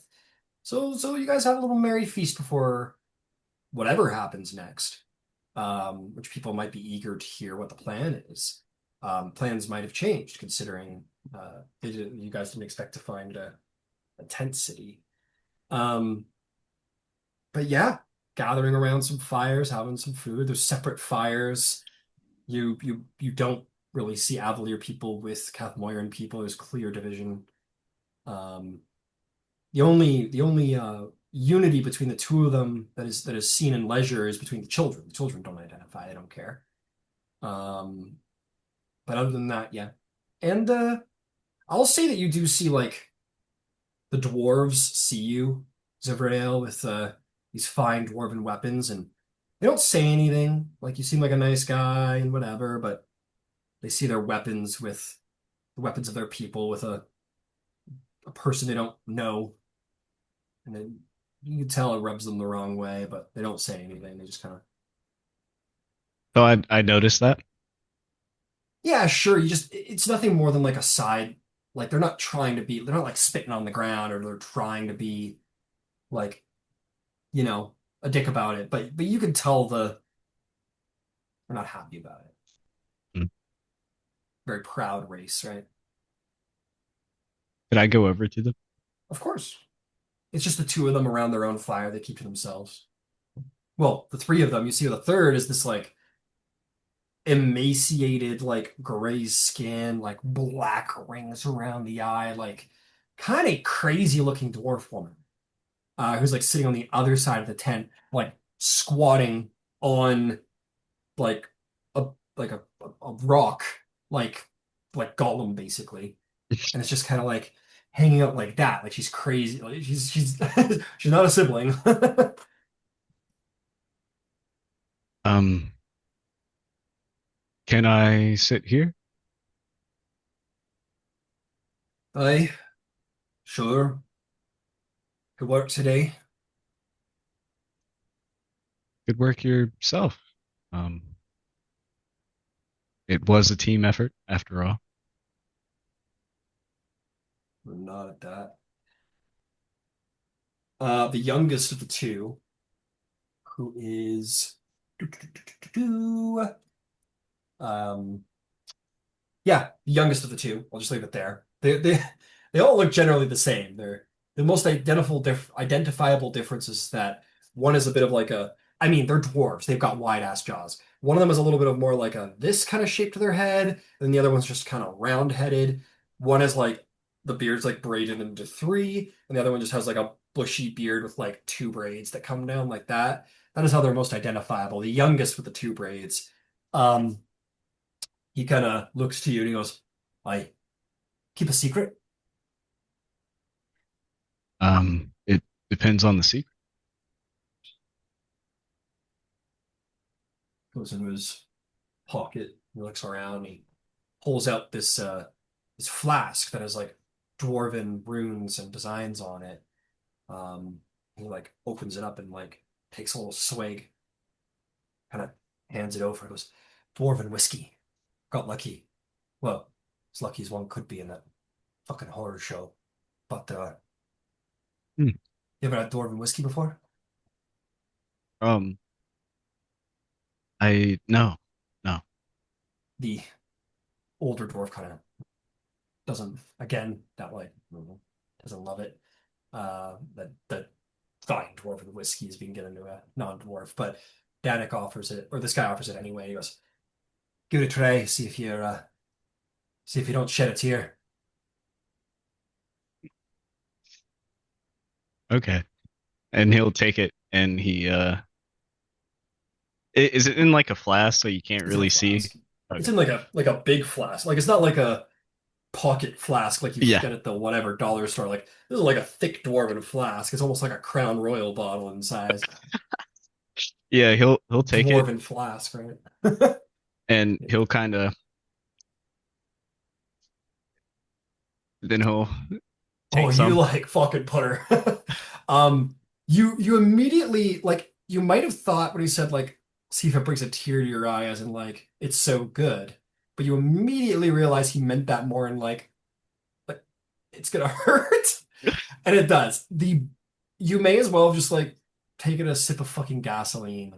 Like it is. This is. I mean, you don't remember having liquor before, but you're pretty sure you haven't had stronger liquor than this before. It's I mean, for whiskey lovers, like there is a very enjoyable flavor to it. It's just hard to get around how like intensely high proof this alcohol is. And it fucking sears. Might as well sear the inside of your mouth. Make me a con save as you take a big gulp. Yeah. Shh, cállate. A 10. Uh I'll let you go for a 10. I'll let you go. You feel your eyes watering a little bit, but you don't let her roll. You're like, get back in there, motherfucker. Nothing rolls down your cheek, but your eyes do sort of glass a little bit just from the sting, and you like like there's no getting around a Yeah. little bit of that, but it's not like a rolling on the ground, like like Yeah. you you're shocked by it at first, your eyes go a little glassy, but you take it like a man. It's horrible. That is an experience. And he like claps you on the back and he takes the flask back and he sips it without anything. Um, and he looks over at his brother and says, "See, he's not so bad. He survived." The older brother kind of, all right, all right. And he'll take the flask from his brother and he'll say, "You're of a stone axe. That's Danik, brothers." Hmm. Nice to meet you both. My name is Zevrael. My, aren't you the fancy one? Am I? The younger dwarf goes, "Is that Elvish?" Sounds fancy like Elvish, like a song. Maybe. I can't tell you. Yerma goes, "Oh, leave off him. He's survived the Dawn Father's wrath. It's been through enough. He doesn't need to be pestered." Um, the reason I walked over, um, I couldn't help but see you eyeing the battle axe of which I possess now. Um, I know it is of dwarven make, and I can definitely say it's one of, if not the most beautiful axes I've ever seen. Yerma goes, "At least he knows that, right?" Danik chuckles, says, you topsiders live very differently than we dwarves. We all don't get along very well because of it. Yeah, I understand dwarves, the two things that are most important to dwarves are clan, craft. And then there's beer, and then there's fighting, and then there's beards and so on. But when we say clan, we mean all the clan. You people up here, you don't remember your great granddaddies. We do. I know Mm. we know the names of our fathers and our fathers' fathers all the way back to the time of remembering. And we remember everything that they done good and everything that was done bad to them. So when our people's relics, our people's weapons, or people's craft finds their way into an outsider's hands, it's, well. And Yerva takes over and he says, "Well, we gotta survive out here. Some exceptions must be made, I suppose. Get through this all alive." If it offends you at any moment, or if you're offended now that I wield this, I can understand that this is all things made by dwarves are likely the things of legacy, the things passed down generation to generation, kept in the family. So I would not hinder that legacy by continuing to hold on to it if you do not deem it that I should wield it. Make a persuasion check. Very, and not to keep them, like keep the weapons, but to show your earnestness. That was almost a nat 20, but it'll be a 6. A 6. They're kind of gruff and they don't change much. Dwarves are very stubborn people, and not often turned by kind words. Um, More of a people of deeds than anything. And they kind of, you know, take that in stride. And uh, Yerva says, the older says, like I said, I'm going to survive out here. Just put it to good use, I suppose. And he says, but keep in mind what you have in your hands there. It helps you understand. You wield the axe of the honor guard of the king of Stonefast Hell, which is now desecrated and destroyed. Those clans, they're gone. All that's left of them is the honor they placed on those weapons. So, wield it with care. The legacy will live on as long as I wield this weapon. Good. Good. Fair enough. I go back to staring in the fire and one more. And what's interesting is, and we'll veer away from that, but what's interesting, especially about dwarven culture, and you're gonna learn right now, right here, is that as they hand the flask around, they don't do what humans do, which is shy away from bad memory, or like when they start to feel sadness or trauma, kind of retract or get upset or offended. Especially when drinking. It seems that they use the time of drinking to share stories and memory, good or bad.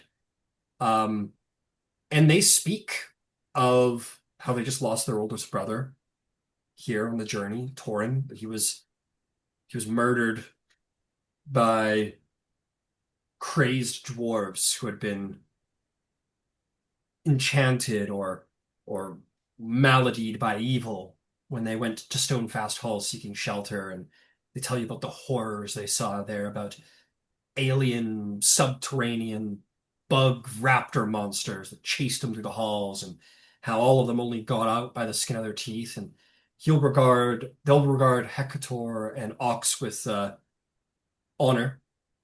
Say, it was with great danger we recovered his body, Torin, so that we could see him laid to rest. And while those two women didn't, they left us, those two honored the way of the clans in Moradin and let us recover our brother. And you know, that shows well upon them and their honor. And again, they talk about the brutality and the horror of what they had seen, with discomfort, but that discomfort burrows itself in like it will be revenged. It's not like this horrible thing happened and like I've got to live with it now. Like they're very like it will be avenged, and if I can't do it, my sons will know what happened there, and their sons will know, until one day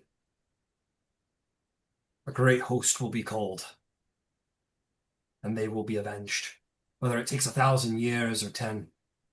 And that While seems to be he's how. going Yeah, go through ahead. that whole and my sons of grandfather's sons, Yeah, begat begat begat in the Bible. yeah, Uh, he basically kind of gestures for like another swig of the dwarven whiskey yeah. Hands it off.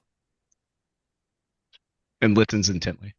Yeah, and that's all. They'll tell you of that, and maybe they expound on stories about the Stone Axe clan and other wrongs that have been done to their clan.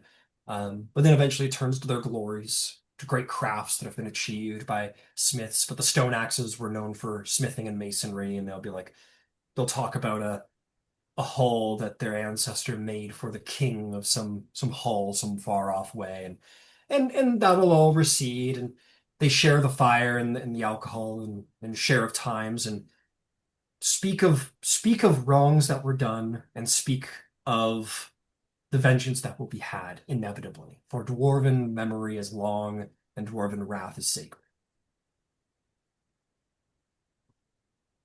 Here, here. Um, yeah, and you guys I mean, you guys probably all get a little sauced. The reason it's so high proof is because they have poison resistance and they love to drink, but they can't get drunk very easily. They got to So get that's why past it's the all high poison proof. resistance, and then it's considered Precisely. alcohol. Precisely. So you probably only have a couple of sips. The two of them polish it off. And you guys all probably find yourself, and at the end of the night, you'd be like, and then he avenged him proper. Aye. And Derek's like, oh, I love that.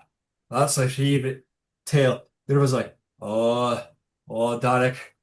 Oh, laddie. He goes, what? He goes, oh, the whiskey's cutting to you, I can tell. He goes, no. He goes, see you swaying, boy. He goes, you are the one who's, am I swaying or are you swaying? Someone's swaying. I was, well, that means tomorrow's gonna hurt and we ought to sleep. They both kind of rise with a little wobble. Like, you're you see, you're cool. You're a great lad. You you need that memory back to know what you need to be revenging. I hope I'm more than it's returned to you. Thank you. All right, it's time to it's time to pack it in. Come on, Derek. I was like, all right, skull, and the two of them waddle off to the tent to go. Probably in full armor, just Knocking tents down as they go. yeah, probably fucking metal-clad boulders that they are. Oh shit! Sorry. Hey, don't sleep in the neighbor. Where's the fucking? Why do they do this? I can't find the opening. I can't find the flap. Oh, there it is. But they do manage to get in there and get some sleep. And you can return to your tent, and everybody can return to sleep if they wish. Is there anything else anyone wants to do before bedding down and continuing their journey?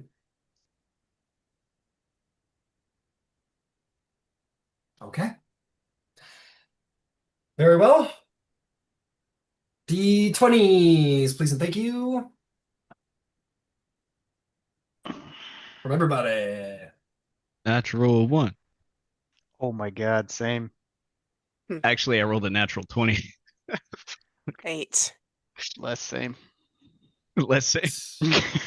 Yeah. Yeah. Shit. I love this game. It gives you 20s when you don't want them. Got it. So I've got a 20 and an at 1 in there.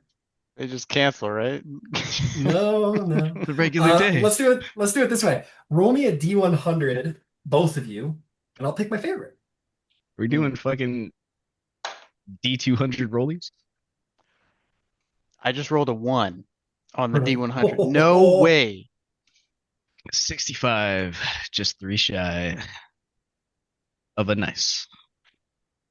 What'd you get? 65.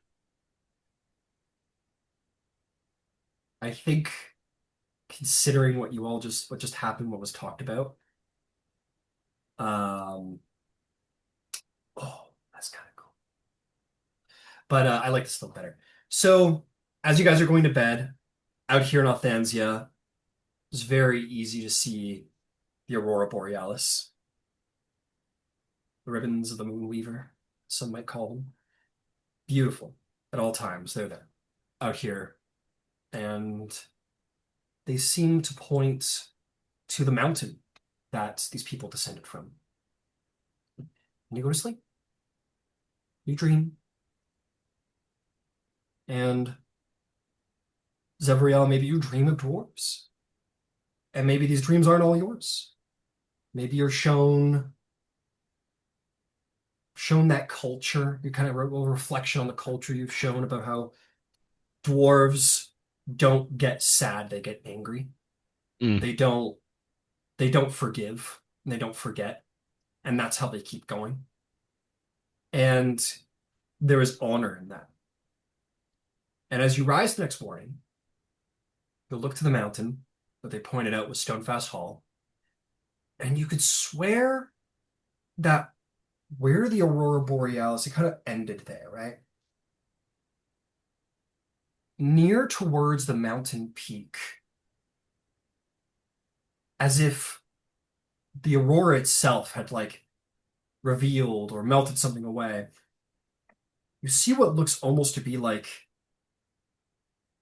yeah, in that direction near the base of the mountain where apparently Stonefast Hall might have been and maybe was obscured by snow at one point.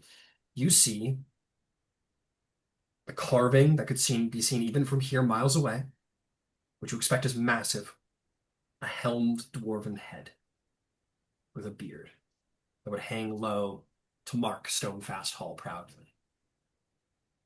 As if something were saying they live on in memory, in the weapon you bear, in the revenge that will be taken one day.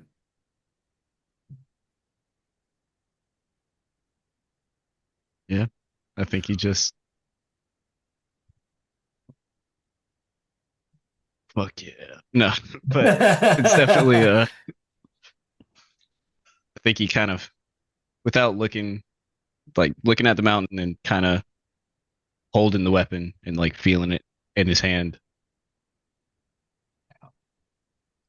The dwarves see that as well, and you see them kind of, you know that what the words spoken around the it's like Morden was there with you three last night, listening to the words, and now this morning in his own way saying, indeed, they will be remembered. And they will be revenged. Yeah, I'm right. I mean, what do you do for a loved one when a crime has been done to them most deadly? Yeah, kill him. You revenge them. Okay. Now we're gonna go to a little travel. Interrupt me at any time when you have role play, anything special you want to do, but we're gonna start making our way through Authentia now. Now that we've picked up our newest member. Okay, let me see here. So I said last day of food. I said 3 days after making it to the gate, so that's gonna be on the 20th. Is your last day of food. You should be getting there at the 17th. This is day 6. I'm going to run up the clock because you guys had a pause day for resources. Taking that all into account. Beautiful. Okay. So with that, so yeah, you guys have 13 days now to get to the Gate of Dawnfather. Let's begin. I will have let's have d20s from everybody, and I'm gonna get them 2 at a time. There's 2 potential events that could happen today. They may or may not happen. It's up to you what happens. So you want us to roll each 2d20s? No, sorry, everybody roll 1d20. I'm informing you on my method. Unnecessary. So just roll a d20, sorry. You're always necessary, Ryan. Oh, thanks, bud. Don't let anyone tell you different. You hear that, Mom? No, I'm kidding. I rolled a 6. A 6, okay. Good. Yeah, let me get everybody else. Sorry. 8. Hecator? 8. 14. 14 from Leah. Hecator? 17. Oh, I thought you were giving me a look. I thought you were like, no, what? Nope. No, I just rolled a different die this time. Nice. So with 13 days to go, day 1 goes fine. I will roll for the evening. And on a nat one, somebody rolls 100. Because you I'll want to bet do it. down on. Not this time. I'm doing it I'll again. do it. Nice, nice. Imagine this is the D100 that TPKs the party. First session. Asmodeus. I'm sorry, guys. I'm sorry. Get out. Get the fuck out. 34. Ox did it. 34.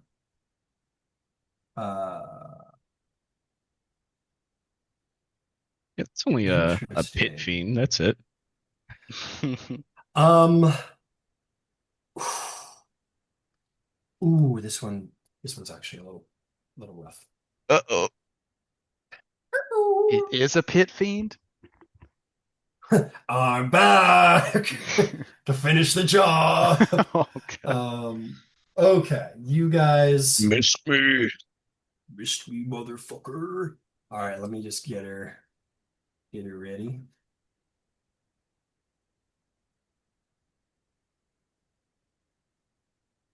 What level are you guys? I got you at 4, right? Yes. It's only a lethal encounter. It's not that bad. Yeah, you're right. Don't look bad, guys. Calm down. Okay, let's do this. Actually, I don't. Why are you so fucking low level, motherfucker? Um, let's toss one of those bad boys in there. All right, beautiful. Um, so you guys, so I'm gonna say your circle is woken up by one of the children. Um, who's wake up, wake up, wake up. You guys kind of wake up. What? And he's kind of like, oh, and you hear off in the distance, just roaring savagely, and appearing at the edge of your campfire, you see about a dozen um, eye torn out, um, bare chested except for furs and leathers, wielding like rusted, fucked up weapons, orcs. Just like clearly like slaughter raid formation. I need everyone to roll initiative. Shit. Yep. They announce themselves with their roars. They want to fight worthy warriors, it seems. Shakaete. And Fuck. and ruin. What's that thing you can do on your browser where you clear your cache? Is that it? Yeah, yeah. I What think do I'm you do getting to roll nat fucked. 20s every time? I do roll quite a bit of nat 20s. Thank you for noticing. Yeah, we'll turn on the fog, let's grab the exposure so we know what we're doing. Campfires. I believe they have like a what's the light? Like 5D campfire. Yes. Let's refresh that page. 20 by 20. So here's what I'm gonna do. I'm gonna set up a little light from the nearest campfire so that we know where visibility begins as they charge in.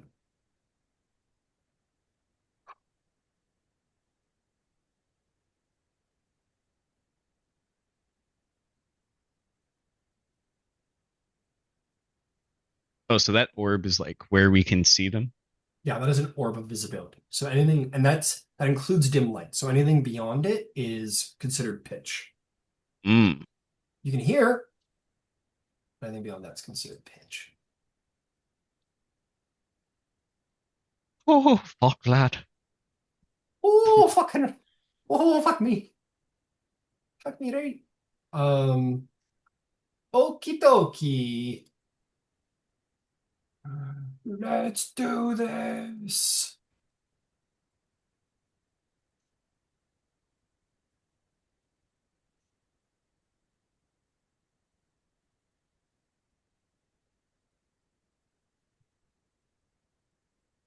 Let's fucking go.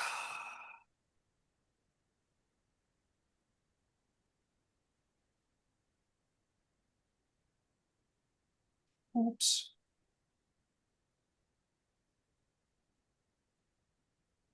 So yeah, this is not a surprise round. You guys wake up before I'm going to exclude Ox from this. I'm just going to say that he just like ends up covering like defense essentially. He'll be around, but he's not going to be involved in the fight because he's trying to protect people. Um, let's see here. What should I use for our newest fellow? Ah, I've got the perfect mini. Yes, yes, glorious long beard. Um, okay, rolling initiative now. That's a really big dwarf. That's really big. Yeah, for real. I'm just gonna pull up some stat blocks and we are good to go. Ocean.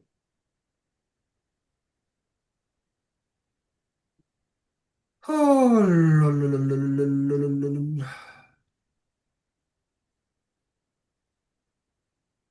damn, the new books don't have any orc stats. That sucks. I don't like Legacy anymore. The new books are so good.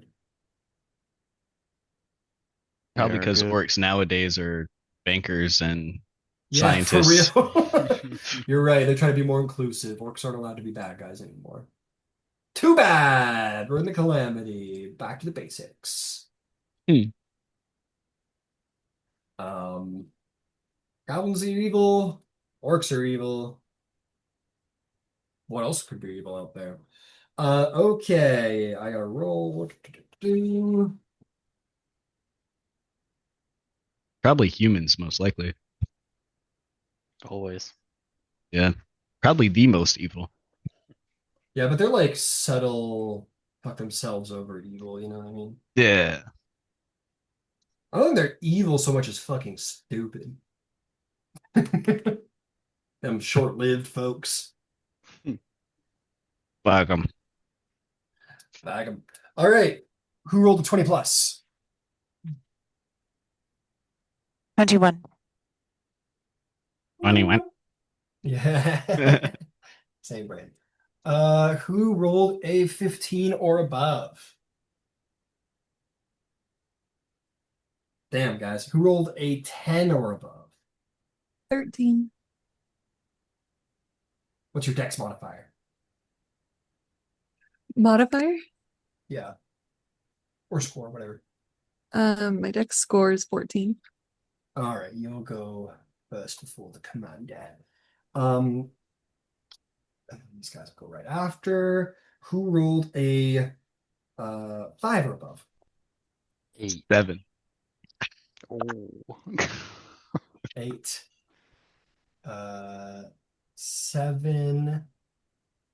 And that's that. And I think I got everybody. All right, we're gonna put on a little battle music and we'll get to it. Oh, my bad. Done. My bad. 9. 9. Not 8. I mean, not 7. Yeah, so I'm just in front of Hecador. Beautiful. Okay, I'm gonna just put a little ring around the bottom of your minis so we can keep tracking all of this. Who is the good guys?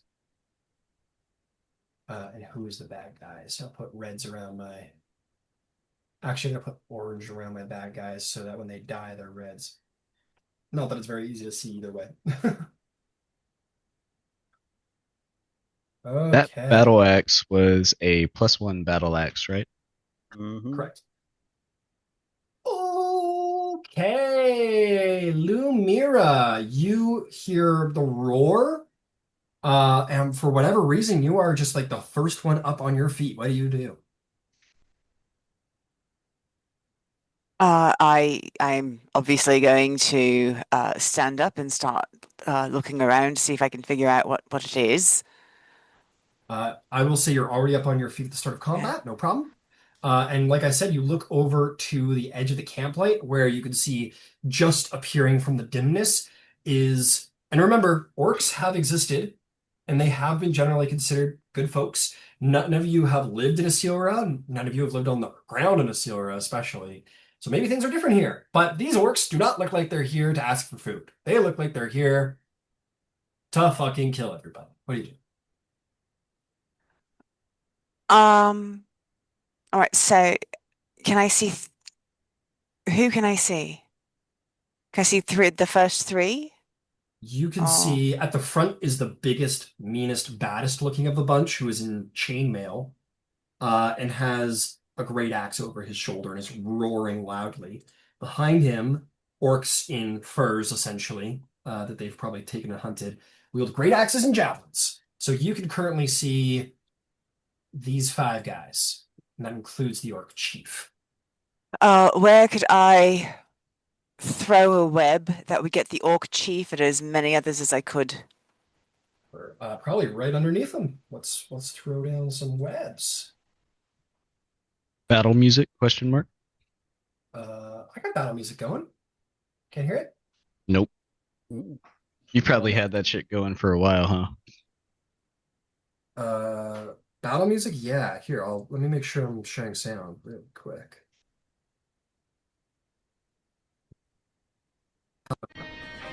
Oh, there it is. Oh, I forgot to share sound. Sorry, guys. So the web battle music. Here we go. I thought we were just being dramatic for like 2 hours. I was loving it. No, sorry. Hey, if we don't like music, I'm more than happy to just run without music, whatever floats the party's boat. Yeah, I'll see if you can get 4 guys. All right, well, if I can get 4 guys, I'm going to get those 4 guys. Actually, I meant a bonus action innate sorcery first. That's fine. Okay, so yeah, and then I'm going to take my full movement in the opposite fucking direction. You're like, they're like, whoa, so courageous. You fucking take off. They're like, fair enough. You hear someone say, and you take off. You fucking jump over some children. No, no, I would not jump over children. I would put myself in front of them, certainly. I know you wouldn't. I'm just Can I stay inside where I like, can what's see going them on? You're like, get out of my fucking way. No, go ahead. Sorry. Yeah, you can get to right here if you're running the opposite direction. Does that sound good? Can I still see the orcs? Yeah. Yeah. This is just like the edge of camp light. There's more lights deeper within. I just didn't want to fill the entire thing with like 100 balls of light, right? No, that's perfect. I just want to make sure I'm not running away. I'm falling back to let beefier individuals take the beefy captain who looks terrifying. Right. Yeah, no, you can. Yeah, you're fine because it's within light. We don't know how light works. You're good. Thank you. Beautiful. Okay, Leah, you have jumped to your feet. You see these orc boys on the way. What do? How far away are they? From you? I know you're a melee person. You want to run in? No. The main guy is about 50 feet from you, the big orc chief. Oh man, I gotta get closer by 20 feet. Alright, you run forward 20 feet. I wanna cast Bane, so I might have to go a little bit closer because I want to get 3 of them. Yeah, you will. Damn, Leah with the courage. Alright, 30 feet towards them? I guess so. Can I get 3 of them from there? I'll put you back to 20. We'll see how many you can grab. It's a 30-foot radius? Yeah, well, yeah. Yeah, you're gonna need to take the full 30, but yes, you can get 3 of them. Okay, I'll do that and cast Bane. Alright. With resounding courage, Leah runs forward, pricks her finger, and... Oh, you know what? We never did this. My apologies. Leah, I want you to roll me an investigation check. For an instrument? Maybe. If you're lucky, literally. I got a 14 investigation. Give me a second.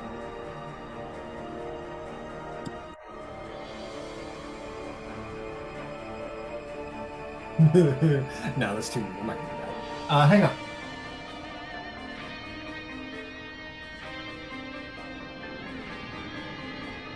You picked the three most like unlikely complicated I instruments. know. But it's perfect Avalier though. It's like perfectly Avalier coded. So good choices. Dulcimer is basically like a violin, or what's a dulcimer? Dulcimer's like Like a a harp. Oh no, it's Oh, Like a yeah. hammered the Xylophone hammer thing. Yeah, exactly. Yeah. Oh, okay. hammered you don't- strings. You don't just find pulls a out. dulcimer. Hold on. For real? Hold up. Let me get my xylophone out. Hang on. No. I will say, you don't find it's a viol. Imagine. It's like, it's not a viol, it's a fiddle, which is like a slightly smaller viol, which means you can't use it. Like, Oh, I'm wrong. Well, It's like so D&D Okay. doesn't actually It have is a stringed. violin. But I wanted it to be a violin. I Yeah. know. I'm sorry. totally. It's not a xylophone. It's a stringed instrument. Well, Yeah. I will say, I'm gonna look at the dulcimer quick, because that might be kind of towards there. Show me the money. Damn, they probably would have something like that, right? I am going to say, amongst the tents and inventory, you did happen to find a dulcimer. Not one of those big ass long ones, but one of those ones that almost are slightly guitar shaped that are a little bit more portable. Amazing. Okay.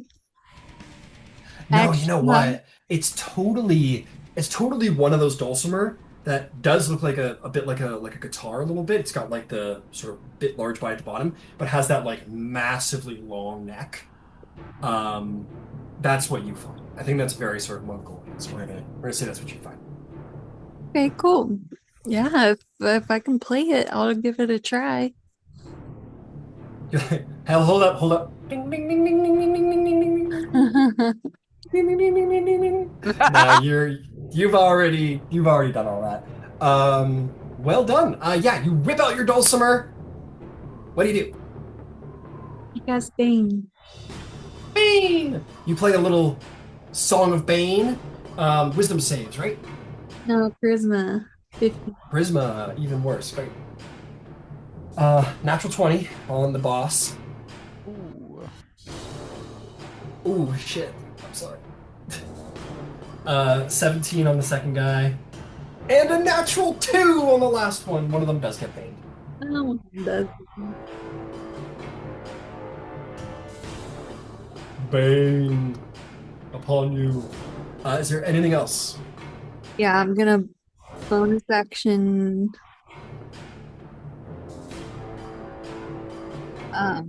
Bardic Inspiration. Who comes after me? The orc commander. What do we No, got? which PC comes after me? Oh, which PC? Okay, that would be Zevriel.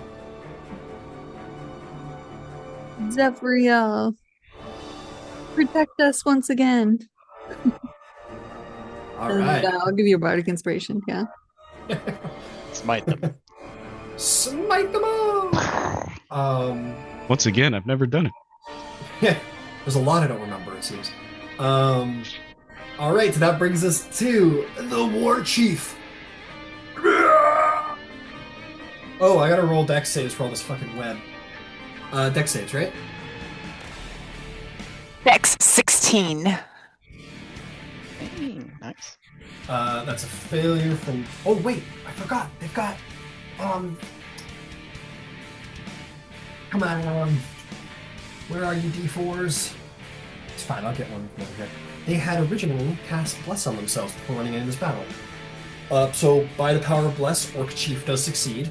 The guy beside him failed. He wasn't baned yet. He fails anyway. Natural 1, that guy fails. And the last guy succeeds. So Purple Boy is grappled? Restrained? I think it's restrained. Mira? Well, are they grappled and restrained? Or are they just grappled? What are they?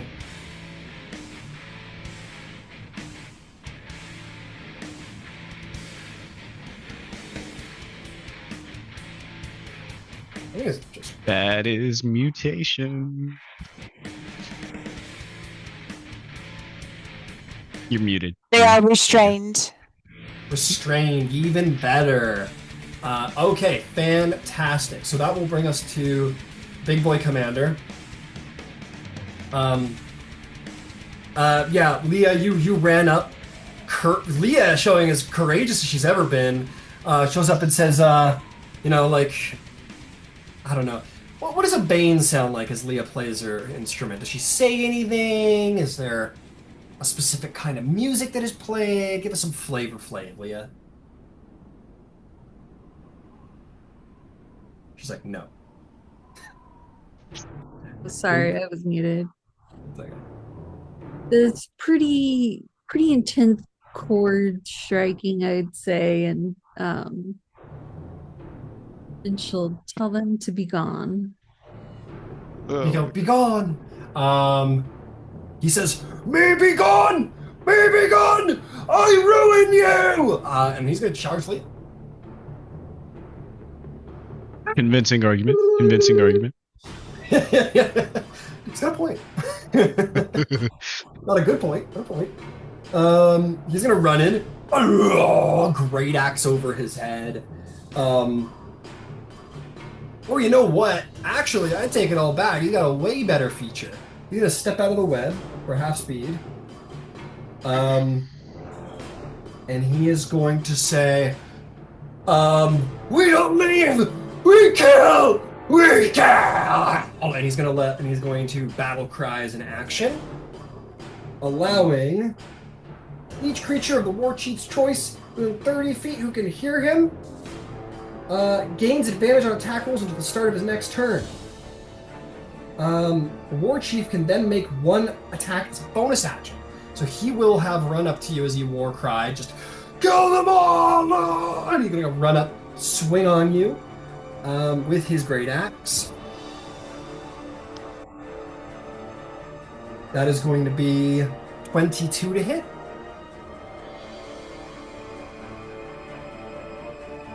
I will take that as a yes. That's going to be... Oh, sorry, I'm muted again. Yeah, that definitely hits. Okay. He is going to swing very, very hard.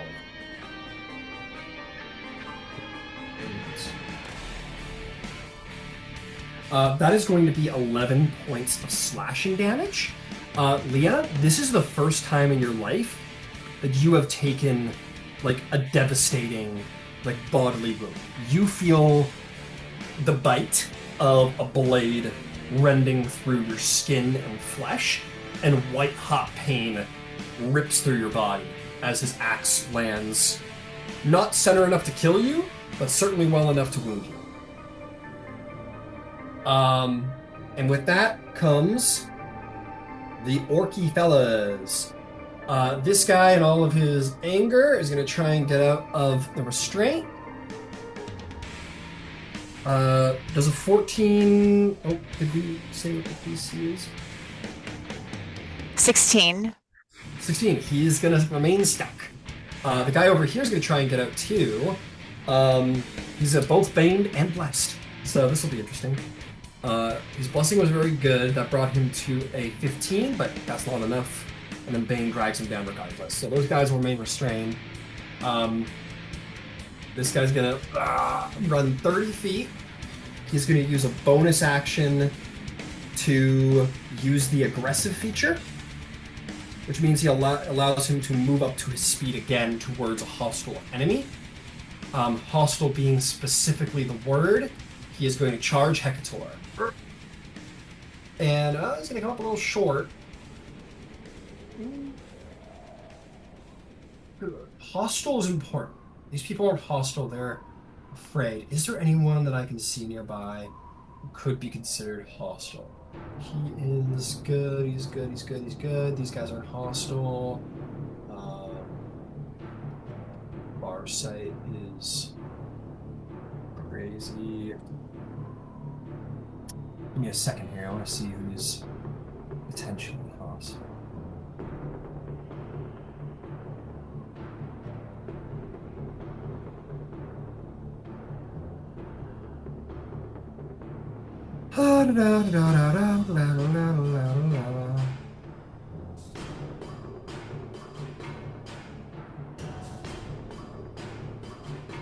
Uh, eh.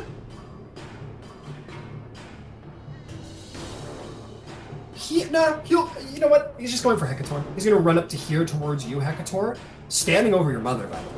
He isn't looking down at her, but he's standing over her, and he's gonna like, raise his axe, and it's apparent he's essentially holding an action to attack him. There's no one hostile, so I can't.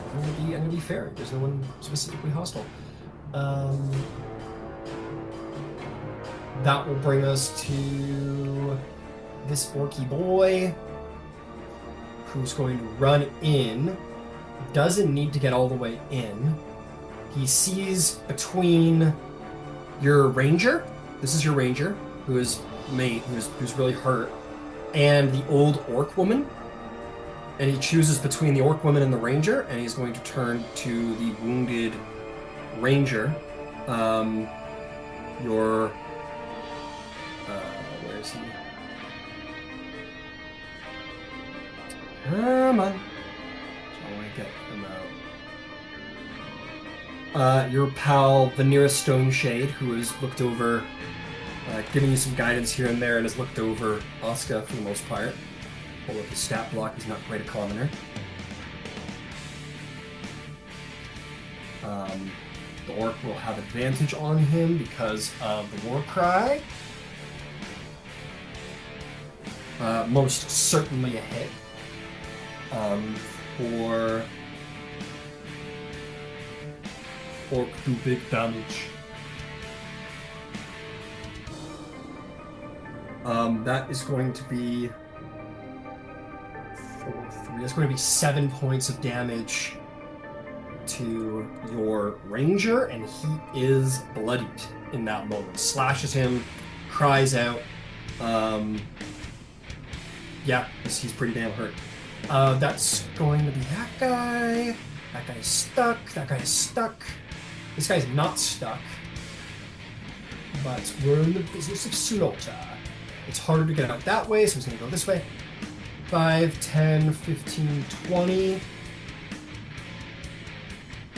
That is 30 right there. He is going to use aggressive to charge Leah. And you can move up to him, that's all. So he will move to there, and he will have advantage, and he will attack you, Leah. That is going to be 19 to hit. Go ahead. Leah, you are going to take 11 points of slashing damage as the second axe bites into you as well. Ouch. Ouch. Ow. I could feel the pain. Yeah, you can really feel the hurt. Oh, No. No, she's probably screaming, like dropping to her knees. She's probably she's never experienced anything like this before. looking at the Yeah. blood. Absolutely. No, man, these are big axe bites. She's probably bloodied right now, right? Yeah. Yeah, you guys would have seen like slash 1 and slash 2 and a huge spray of blood come off of Leah. She screams from these assaults. So these two orc guys run up to Stone Shade, who has a short sword out and is like guarding like this as they come at him. But as the man like tries to lean to defend himself, it's on his bum leg, which he's and he isn't able to get around it. And these two axes, one right through the chest, the other one hard splits him, bisects him, and he falls to the ground dead. Oh no.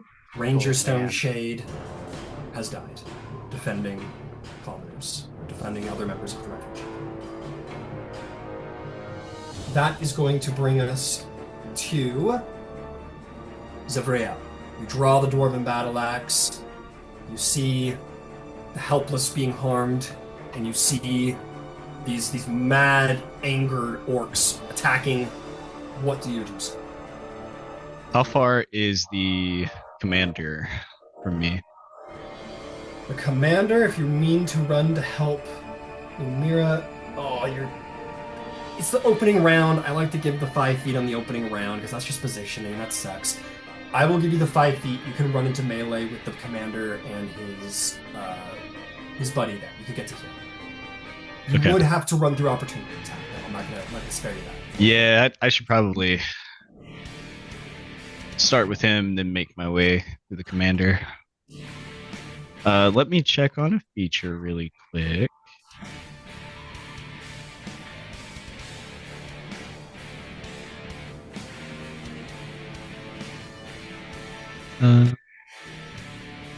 Okay, that works out perfect. Yeah, he'll draw the battle axe, and then he'll start running towards this guy that's closest to him. Okay. Kind of just like running like to the side of him to like start making a journey in that direction towards the Yeah, commander? like Okay. I think he runs past, like guy makes a swing, flavor, and then from behind, like I just swing it down on him. So he had held an attack for whoever would approach him next, and that was you. So he is going to attack. His advantage because of battle cry. He was blessed. You, my friend, might be a lucky man. 15 to hit. That'll hit. Armored, right? Yep. That is going to be 12 points of damage as he meets your charge and swings hard. And as you see that Zevriel's muscles aren't just for show. He endures the shock of the blade and keeps traveling without the fear of someone unexperienced in battle. And I will try to attack. Is there any way I can get... No flank, sorry. Okay. The only person in melee is, like, essentially unconscious. Understood. Well, let's hit then. Just do it. 19 to hit. Absolutely hits. All right.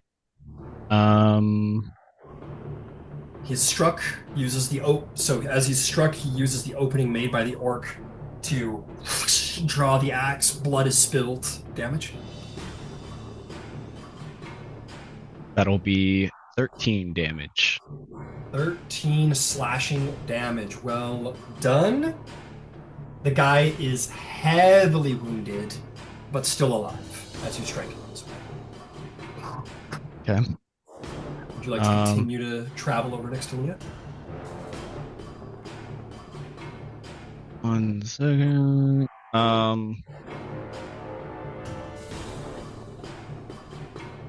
Yeah, I think I would. All right, we'll do so. You managed to get next to Leah, unless there's anything else you wish to do. I wish to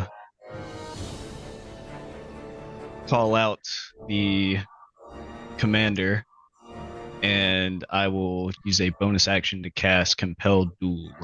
Ooh, all right. What do you say? Come on now. The orc chief is attacking Leah. You arrive, and what do you say?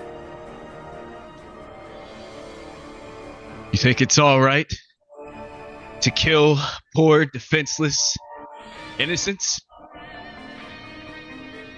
Face me. Test your worth against me. All right, charisma save on his part? I believe so. Wisdom, actually. There is one thing that is certain about this guy, is that he is out of his mind with bloodlust. And in this challenge, his almost as if against his will, like some other force is like riding his chin in your direction. And he kind of, hey, yes, and he will draw all of his focus into you, Zevriel. He has been compelled. Perfect. I think that's all I got. Magnificent. Alright then. We have something up. I'll work on it. Anyway, very well done. That is going to bring us to Hecate. Hecator. Hecator, this guy is barely standing, desperately bloodied, is standing over your mother. What do you do? Yeah, cannot abide that. He will run up to him Ooh, and no can do. That's not gonna work out. that's not going to work for me. I'm sorry, it's just not. Can't do it. It's not You're you. going It's to run me. up and attack him. That is a 10 on the die, becomes 17 to hit. Absolutely, he has 2 hit points left. How would you like to take down this orc? I think he barely slows down. He sees him staggering and he'll kind of jump pretty high and like just straight up knee him straight in the face just to Oh try my to god. Fucking flying knee kick. Holy shit. fully. Yeah, you just run fully- over, just fucking jump into the air, and a Goliath knee, which is not like a human. A Goliath knee is like a fucking boulder being sent at your head. Buddy just cracks him in the head. Fang snaps. Yeah, buddy.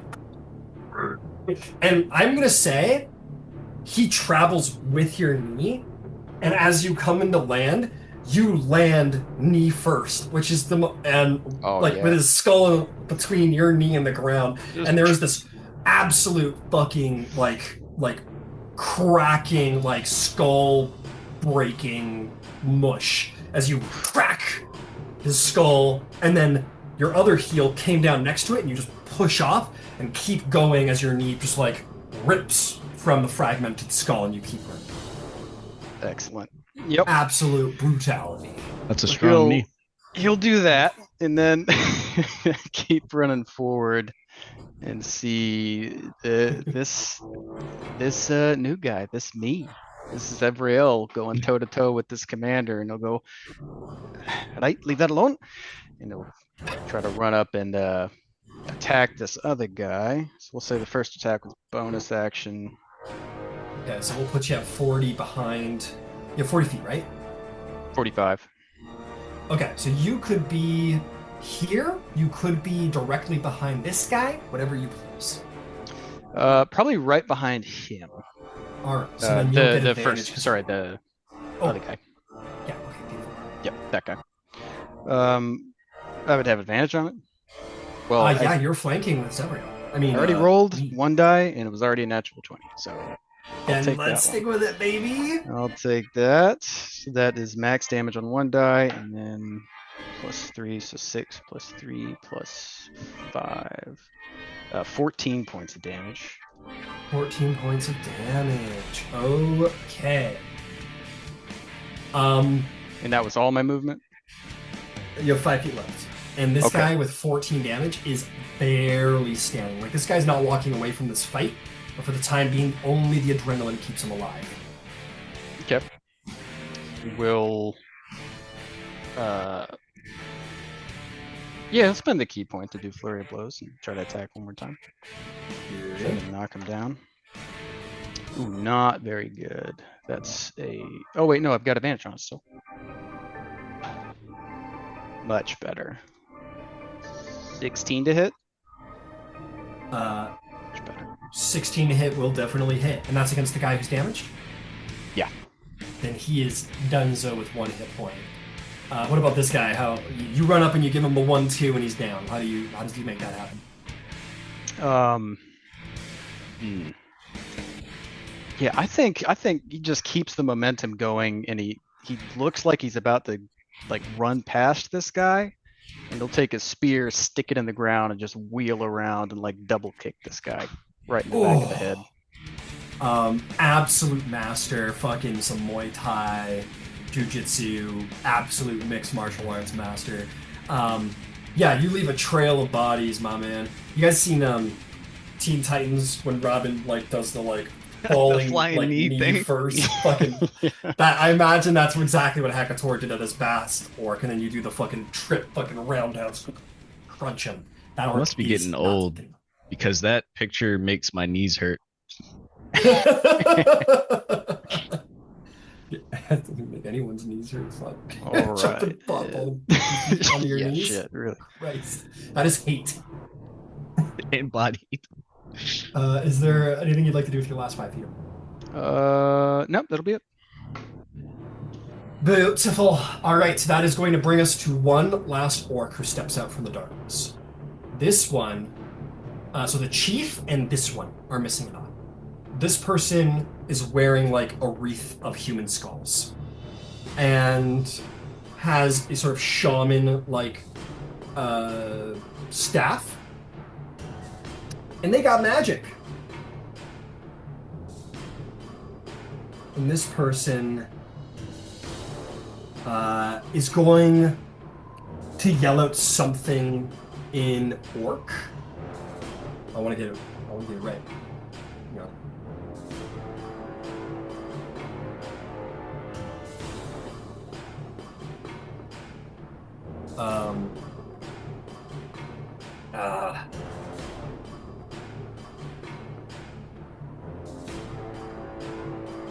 He's going to say, Nakor Nargarum! And they are going to summon a spiritual weapon.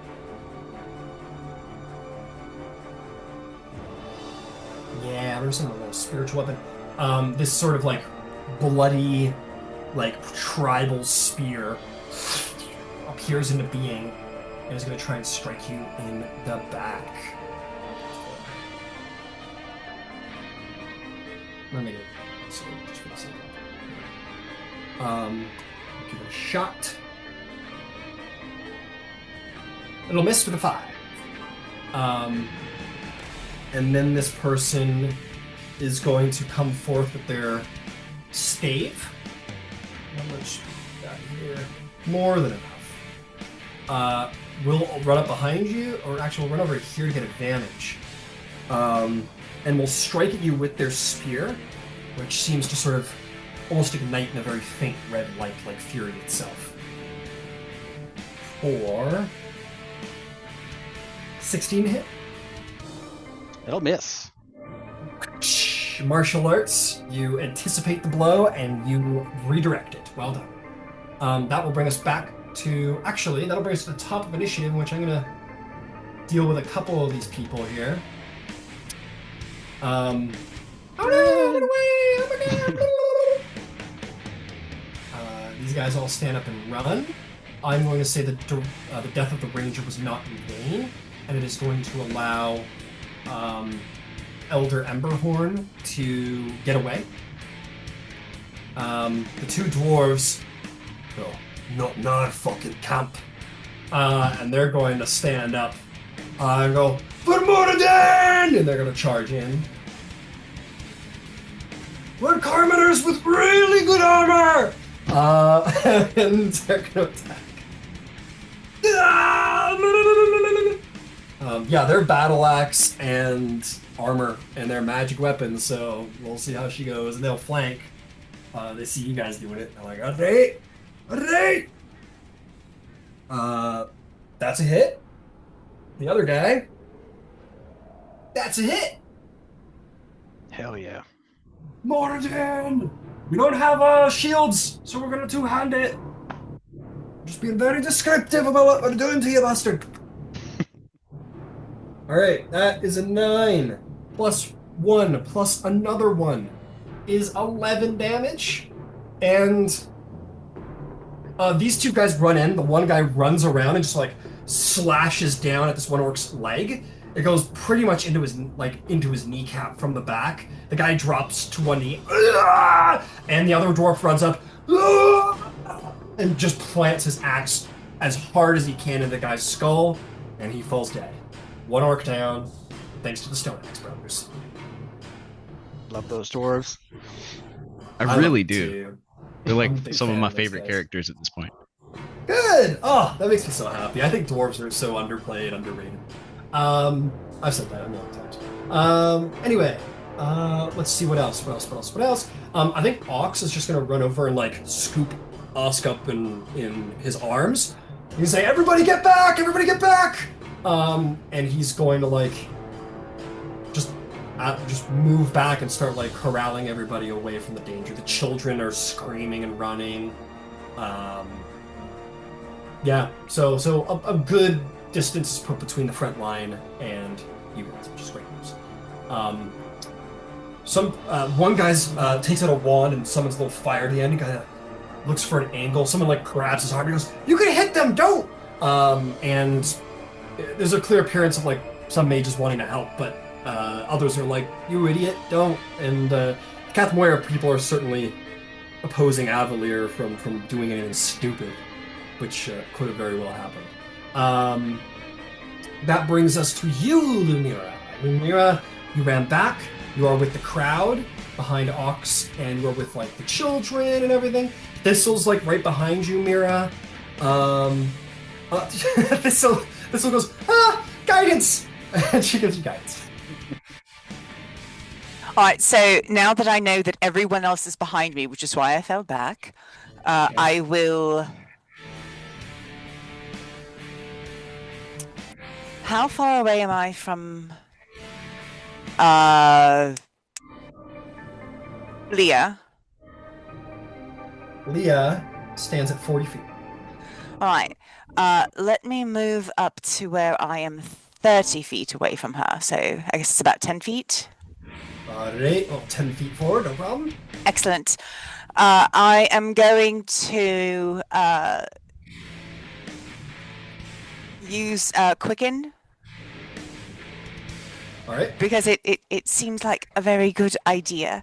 Now, and as a very essential note for Mira, because Zivriel, you're new here. Mira, you did innate sorcery. You would have noticed Zivriel, not unlike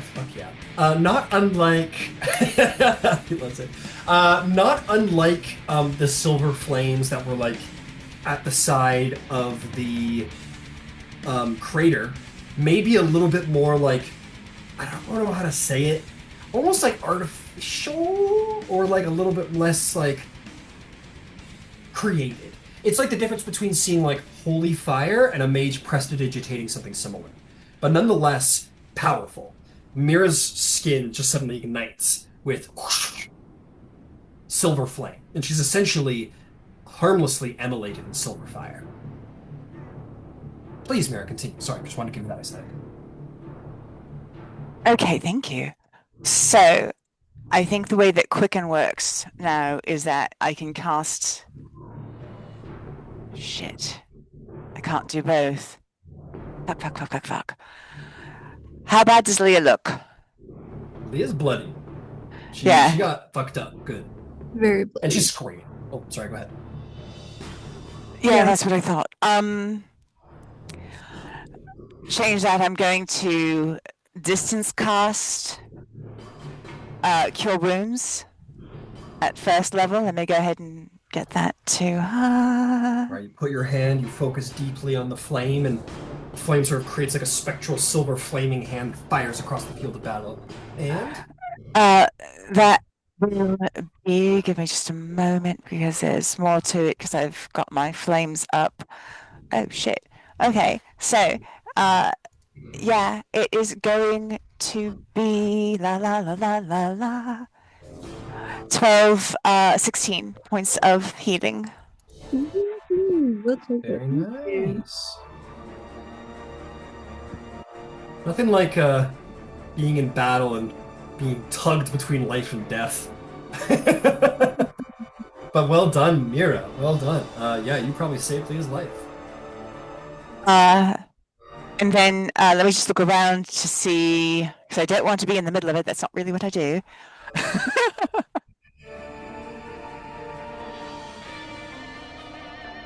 Just stay put. I think I'm just going to stay put right now because I can see everything that's going on. Magnificent. Okay. It's at this point, I'm going to say, you know what, actually? We're going to, I know it's late. We're definitely run across the clock. I'm going to end the battle at the end of the orc's turn. Oh, I know you want to do something. So I'm going to end it at the end of Zivriel's turn, and then we'll end it. I don't like to end combats right before the bad guys go, and then I immediately shuffle everything up when we start. So we'll run that down, if that's cool with everybody, and then we'll call it for that. So that brings us to our Leah. Leah, what do you do? Leah is going to cast a spell. So Bane will go down. She's going to cast invisibility on herself. Oh, And okay, very nice. get the fuck out of there. Very fair. Leah speaks a magic word. Little spring from the magical loot, or dulcimer, excuse me, and you vanish, and you can run 30 feet away without issue. Mhm. So you Yeah, run back towards Ox. that's great. That's my turn. Beauty. Okay, that'll bring us to the commander who didn't, like, despite the fact she turned invisible and couldn't have been hit anyway, the commander was entirely suddenly uninterested in Leah. Looks at you, Zavriel, and raises his axe. And he's going to swing with all fury at you, my friend. Completely Very blind good. to all other danger going on. That is going to be a 24 to hit. That'll hit. And the second attack, just to get out of the way, is going to be a 17 to hit. That'll hit. Let's see if you can weather the storm, my friend. We shall see. All right, first strike. Empowered by whatever bloodlust has overtaken him, his blows will strike harder than the normal axe wielder. That is going to be 18 points of slashing damage. All right. And the second attack is... so that's going to be 15 points of slashing damage. I am down. Oh, Oh shit. and he goes down. Yeah, he turns on you and just with a fury and a power that you just like is so beyond what the normal axe wielder is capable of, from no part in skill and just pure fury strikes. You are down. That is going to bring us to the warriors. We're going to see if these guys get out by the power of bless. They're going to roll. I believe it's strength checks to get out, if I'm not mistaken. Dex. Dex. Dex. All right, Dex to get out. That's going to be... That's going to be exactly 16. This guy manages to free himself this turn. He will step out. 5, 10. 15, 20, and he'll get in range of you, Hekator, and call it a day. This guy's going to do the same over here. We'll see if they can be twice lucky. He is not so lucky, unfortunately. He's going to remain restrained at the back of the webs. This guy over here is going to turn on our dwarven friends. That is unfortunately going to be a very good roll, and not even plate armor will stop it. That is going to be a 23 to hit. Luckily, these dwarves have been through some shit recently, and they too leveled up. So they've got a couple more hit points to their name. That is going to be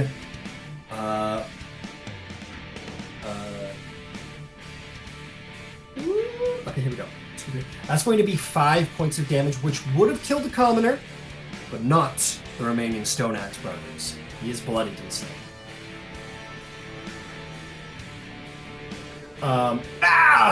He takes the strike. This guy roars. This guy just ran up. That's all he got to do. And with that, we're quickly running out of orcs. That is going to be where we, you know what? Give me a death saving throw there, as Evriel, as you lay upon the earth and the snow. On nat 20. Nat 20, baby, nat 20. Hot table, come on. No, not nat 20. No. I sent it to you in D&D. Beyond.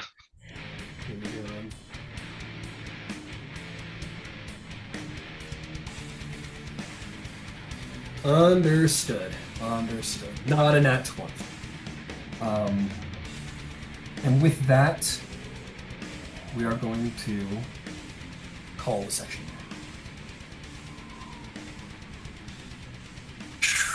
Good game. It's good to be back, folks. It's good to be back. Mm-hmm. Thanks for picking up on a Saturday, y'all. This was great. Yeah, it was great. Huzzah. It's gotten, oh boy. It's been nice playing my character for one session. I'll get my character sheet ready. Yeah, I get the feeling you're going to be back up in Adam soon. Yes. Mira can heal, so I mean she's not a great healer, but she's got some. So Yeah. We'll also be getting our new player next week. I think my goal is to like get you to the Dawnfather's Gate, and maybe that's where you meet the character. But there might be, who knows what else you'll find along the way. I mean, out here in the harsh country, people might tend to build their villages in and around and near rivers, and all of them are not entirely destroyed in the opening 5 days of the fucking thing. So we will see, we will see, we will see. But yes, new player next week, and welcome, Zibriel. We have, I think, very much enjoyed your character. Yeah. yes, I like hope him. that I hope y'all enjoy him. I also hope that I didn't take up too much of you guys' time with exposition and talking. But Yeah, that's Not awesome. Not at all. okay, awesome. I always think about that stuff. Like fuck, they hate me so They much. fucking hate me. We also say goodbye to Ranger Vanilla Stoneshave. So often was Who's gonna watch my mom? Who's gonna watch my mom? No, he was such a cool dude. And did I read that right? He basically got these people to where they could, I guess, escape the initial calamity or whatever. Yeah, he managed to get a lot of survivors like through the druids transport via plants. So so a lot of the capoeira people here owe their lives to him.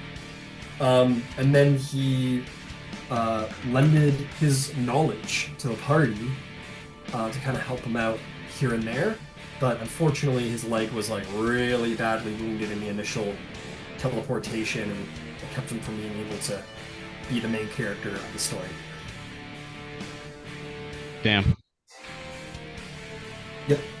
I had to do a little plot workings there to ensure that whatever Archmage managed to come through the portal didn't end up just dominating the leadership here. So turned off the magic. Damn, dude. What a shitty time. Makes the best stories. Truly. It's true. So we're playing on the 7th? Yeah, we'll play on the Wednesday unless there's some reason why not. I'm super stoked. I'm excited about it. Mm-hmm. Yeah.